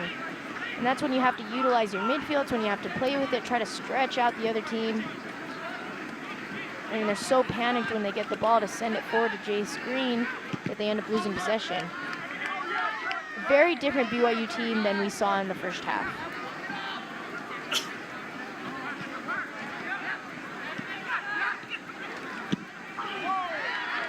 Nice defense by Junior Latte.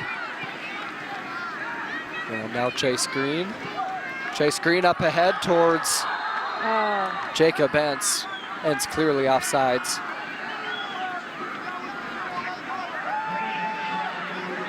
You can hear the coach is saying that if that would have been sent on the first touch, that Jacob Entz would have been on. But the minute you stop to take that second touch or try to see if the seam opens up, that's when you find players offsides.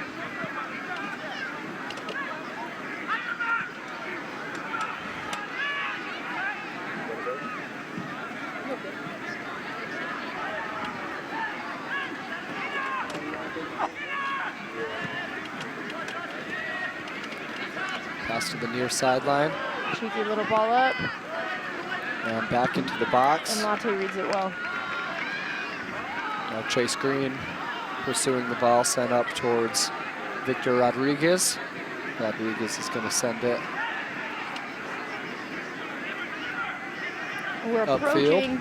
approaching the last 10 minutes of the game. Cougars still up with the lead. Emery Welshman, defended by Junior Latte. Sends it right back to the Monarchs. Chip pass up ahead, headed away by the BYU defense. And another header out of bounds. Vasconcelos can't control it in bounds. And with just a little bit under 15 minutes here, BYU still holding on to a 1-0 lead. Another substitution coming for BYU. Winston Sorheights. Jace Green will end his career here at BYU. Scored a lot of goals for the Cougars, not only in this season, but seasons past. And Winston Sorheights will come in. Winston with a lot of energy. Winston likes to take players on 1v1. So all 4 BYU seniors started tonight and have now been taken out. This one launched out of bounds by the Monarchs. Coach Watkins, putting Winston Sorheights in hopes that Winston will be able to create some new opportunities. Winston, while not very big in the air, likes to have the ball down at his feet, likes to run onto balls. So anything on the ground, I think Coach Watkins is hoping that he'll be able to bring down and enter the box instead of playing such long direct balls. Brendan Ottman sends it right to the opponent. And McGovern, again, just great awareness, bringing it down, knowing there's no reason to force it forward.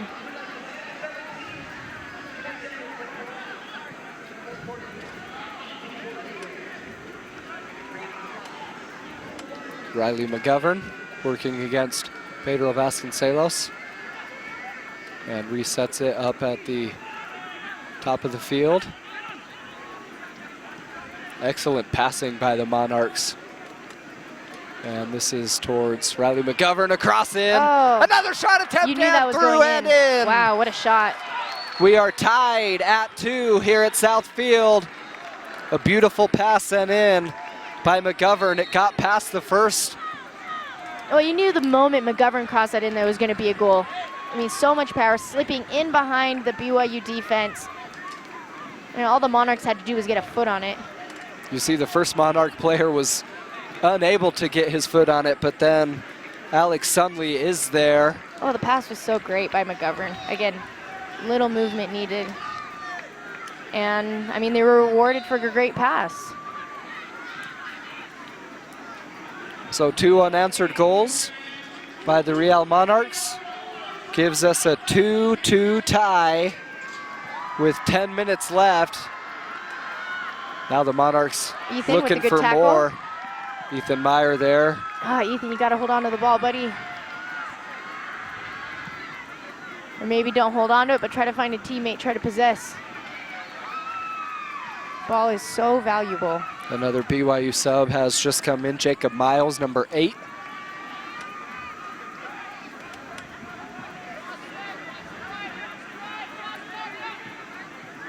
You can see Coach Watkins clearly knows he needs to do something to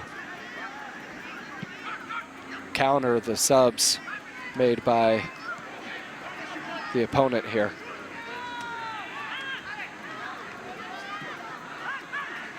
The Monarchs coming in full throttle. Not afraid to go 1v1, and the minute that they receive a second or pick up a third defender, pass it off to their wings.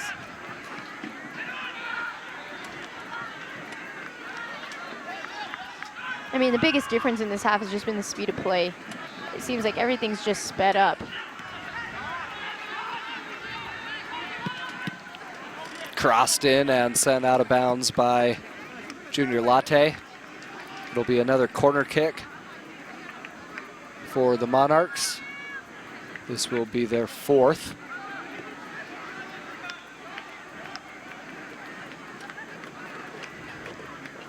Ottman, putting his players back on the post. I think he knows that the Monarchs are good at beating them in the air. He's going to put his 2 shortest players on the post to try to deflect anything that comes towards the frame. Lucas Baldwin will send this one in. It'll be headed and sent in by the Monarchs. 3 straight goals now. Again, that's just winning it in the air. Having good awareness to know where to be, where the ball is going to fall. Alex Sunley again. His 2nd goal in the last 3 minutes.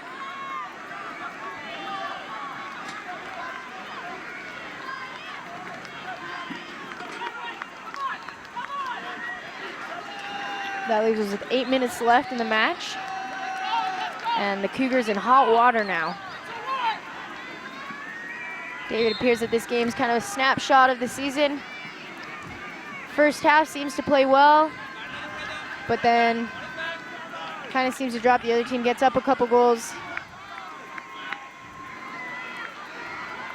Winston Sorheights has his pass intercepted. Going back to what you were saying a few minutes ago, Carla, there's no doubt about it. These 10 new players for they've made all the difference in the Monarchs world. are cleaner, crisper. And it's just the speed of play. I mean, that's the difference you'll find from level to level. It's just that the speed gets different. And the Monarchs have crazy pace up top, and they know how to play around with it in the midfield where it's the most compact.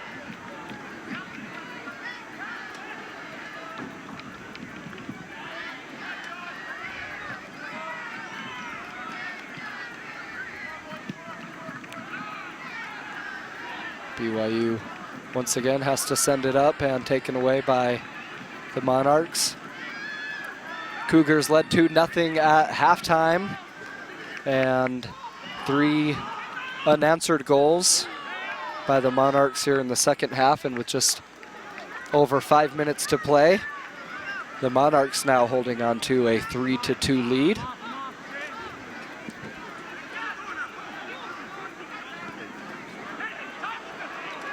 This is going to be another shot attempt. This one a little bit too strong and over Brendan Ottman from the top of the box, but uncontested shot attempt.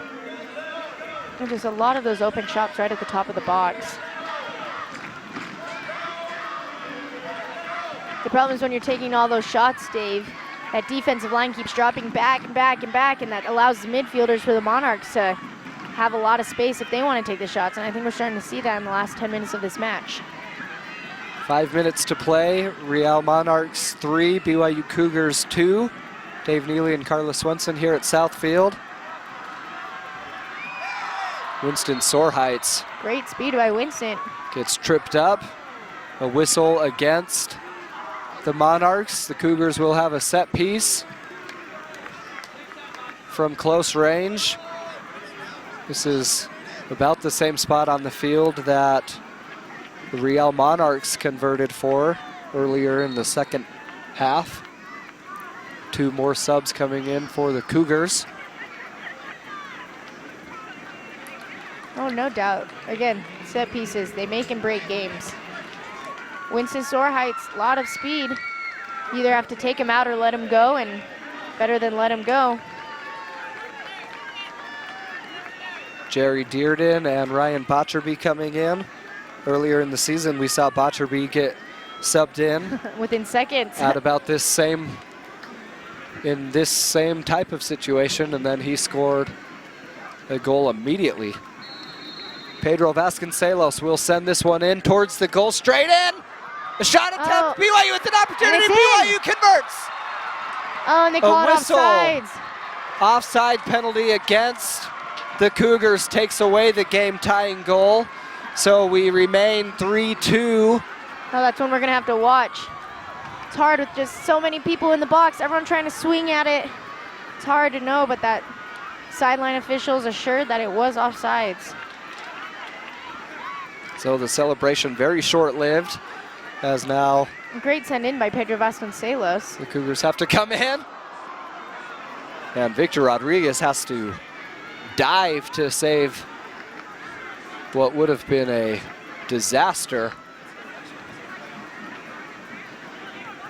And that's nothing more than just communication. I mean, the Monarch back line figured that Rodriguez was staying on his line. Brendan Ottman has to race out to corral this one away from Emery Welshman. And Brendan, recognizing that there's not much time left in the game, is going to send everything forward. Final moments here of BYU's 2015 finale, still looking for their first win of this season.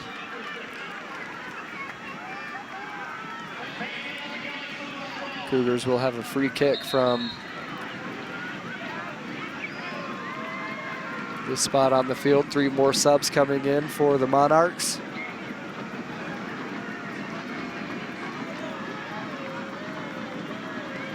Subbing 2, also a part of time management. Trying to waste some time. Ref not allowing them to come in yet. Taking a lot of time off the clock now. Vasconcelos is going to send this one in. And the ref is now allowing for the sub. All the refs staring at each other. Both teams confused on whether allowed to sub or not. And someone just needs to make a decision. And meanwhile, the clock is still ticking.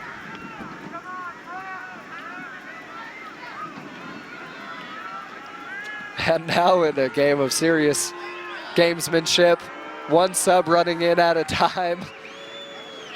Taking a lot of time off the clock, and here comes the second sub. Ref reassuring Coach Watkins that there will be extra time added on for this. But So it does make you question. So instead of doing the subs at the same time, here come the subs. And now Vasconcelos is finally just gonna do it. And here comes the whistle Telling Vasconcelos he needs to wait for the third sub to for the come third in. sub to enter. I can't help but chuckle a little bit at the series of events. I'm looking over at Coach Watkins. He's doing the exact same thing. Well, and you know, Dave, if BYU is in the exact same position, they do the same thing. I mean, every team does this whenever So they're now up. for real, here's Vasconcelos sending this one. Victor Rodriguez there to deny BYU. And quickly up And to the counter. midfield come the Monarchs. Yeah, we saw, I mean, BYU's getting behind the ball now, but Monarchs were not slow to get down in the counter. We saw immediately running down the side of the field.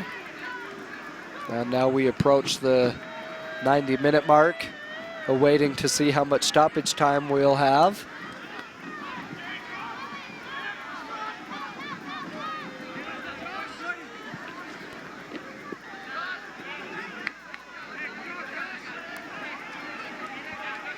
And my gut feeling is that the Monarchs are going to continue wasting as much time as possible. We see them down in that corner, walking every ball. Just part of the game. Both teams would do it no matter what their situation was. 5 minutes added to the extra time. You know, anything can happen in 5 minutes.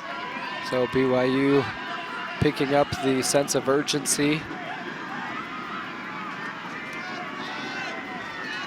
with a couple of real good opportunities in the last 5 minutes, unable to convert and score the tying goal.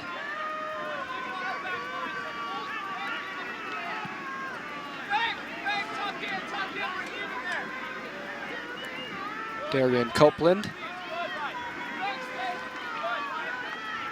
You know, the Monarchs aren't going to force anything. They're going to try to play it in. Ball intercepted by Jerry Dearden, but they're going to try to play it in. Jerry Dearden to Soar Heights, to Vasconcelos. Pedro Vasconcelos now. Nice pass up ahead through a couple defenders. And that's a hard ball to get when you're running straight forward and you receive a pass that's straight forward. You know, but right now, Cougars don't have the same luxury to be able to play pretty soccer with pretty angles.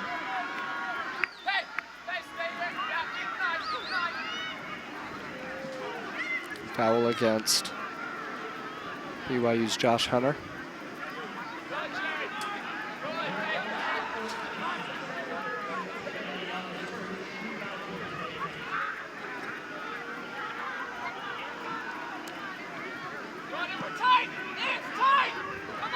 We hear the coaches on sideline yelling at BYU to keep it nice and compact.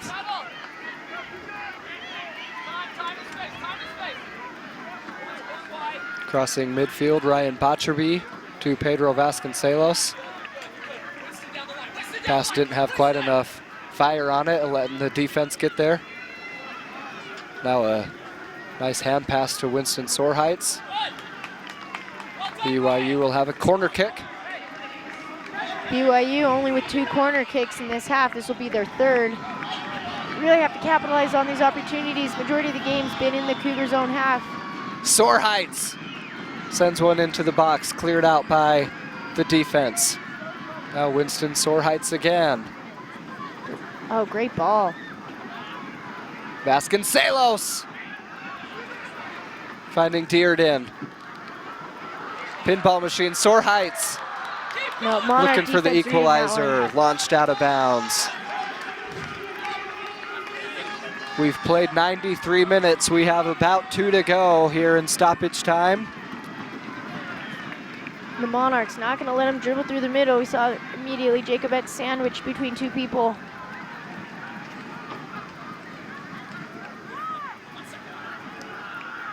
Headed out of bounds by BYU. So instead of a corner kick, it will be a goal kick. And this will take more precious time off the clock.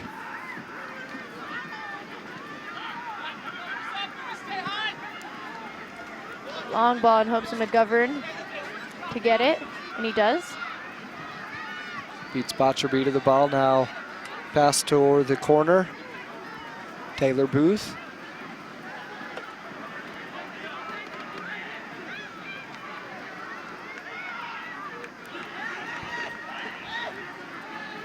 Final moments here of BYU's season finale.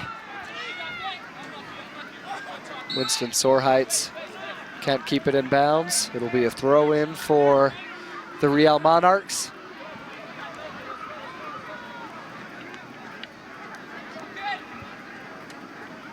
McGovern will send it in after taking some time. And now the BYU defense really feeling the urgency, needing the steal.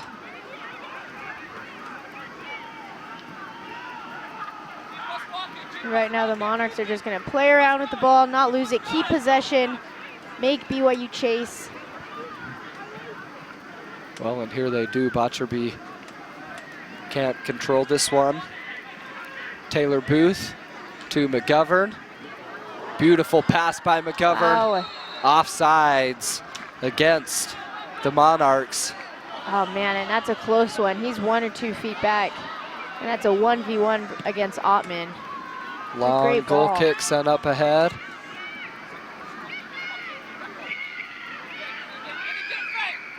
Feeling the end of this one coming soon.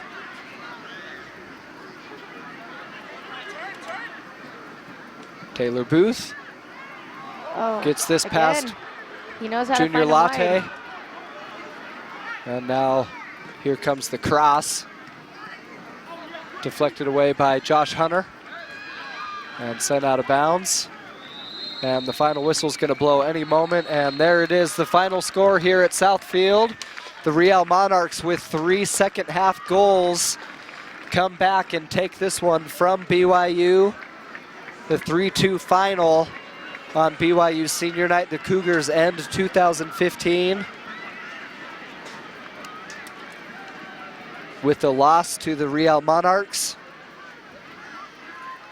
In the official record book, it's gonna go as a win against the Real Colorado Foxes, but what we saw was another tough game for Coach Watkins and the BYU Cougars as they end 2015 with no wins. Yeah, no, definitely hard for the Cougars, especially because they played well this season. I mean, you and I, Dave, both saw that they had good games and had opportunities, and in this season had moments of brilliance. But, you know, it all comes down to which team puts the most balls in the back of the net, and unfortunately for the Cougars, they had a hard time in the attacking third. In this game, you know, first half, the Cougars had a lot of opportunities. They were shooting on goal. They had some offensive, you know, chances up top, but that second half, you have to play an entire 90 minutes, and in that second half, I think the Monarchs outplayed the Cougars. And it definitely showed in that the Monarchs were able to score 3 goals in the second half. Nonetheless, Cougars keep their heads up. Got another season, I guess, to prepare for. Monarchs still have games ahead of them, but getting some games under the belt, getting a win under the belt definitely helps them as well, as they're also struggling this season. The BYU goals were scored by Garrett G. and Christian Bain, both of those in the first half. The Cougars took a 2-0 lead into the halftime break, and then immediately to start the second half, Johnny Caprelli scored the first goal for the Monarchs, then Alex Sunley with 2 goals in 2 consecutive minutes in the second half to give us a 3-2 score, and that is your final. Yeah, and see, a lot of the goals that came for the Monarchs were just a matter of A, defenders not marking up on their players, and then B, you know, the strikers out wide on the wing just being able to take, you know, 1 or 2 touches and then send a cross in. And I mean, with that sort of power and speed that was coming into the box, it was really difficult for Peterson and Ottman, who came in with 15 minutes left in the second half, to defend those. Despite the record, it's been a fun season for the BYU Cougars. It's been a fun career for Ariel Chavez, Jake Peterson, Garrett G., and Jace Green as they bid adieu to Southfield and BYU, wearing a BYU jersey for the final time in their college career. Exactly, and it's like Coach Watkins reminds them every day. You know, when are you going to have these opportunities again in your life to be able to play here at Southfield, to be able to play in college, to be able to have so many people come and watch your games, you know, be able to play teams like the Real Monarchs. You know, those are opportunities that, even though the season didn't go the way they wanted to, memories that they should look back at and, you know, and really enjoy.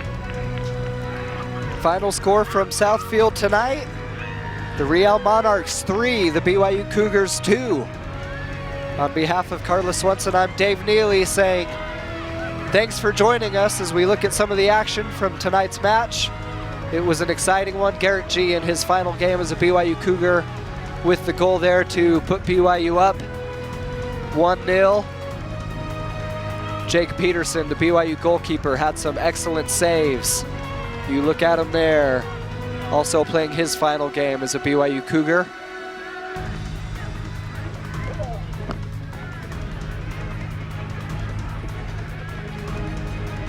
The second goal was scored by BYU's Christian Payne, a second assist for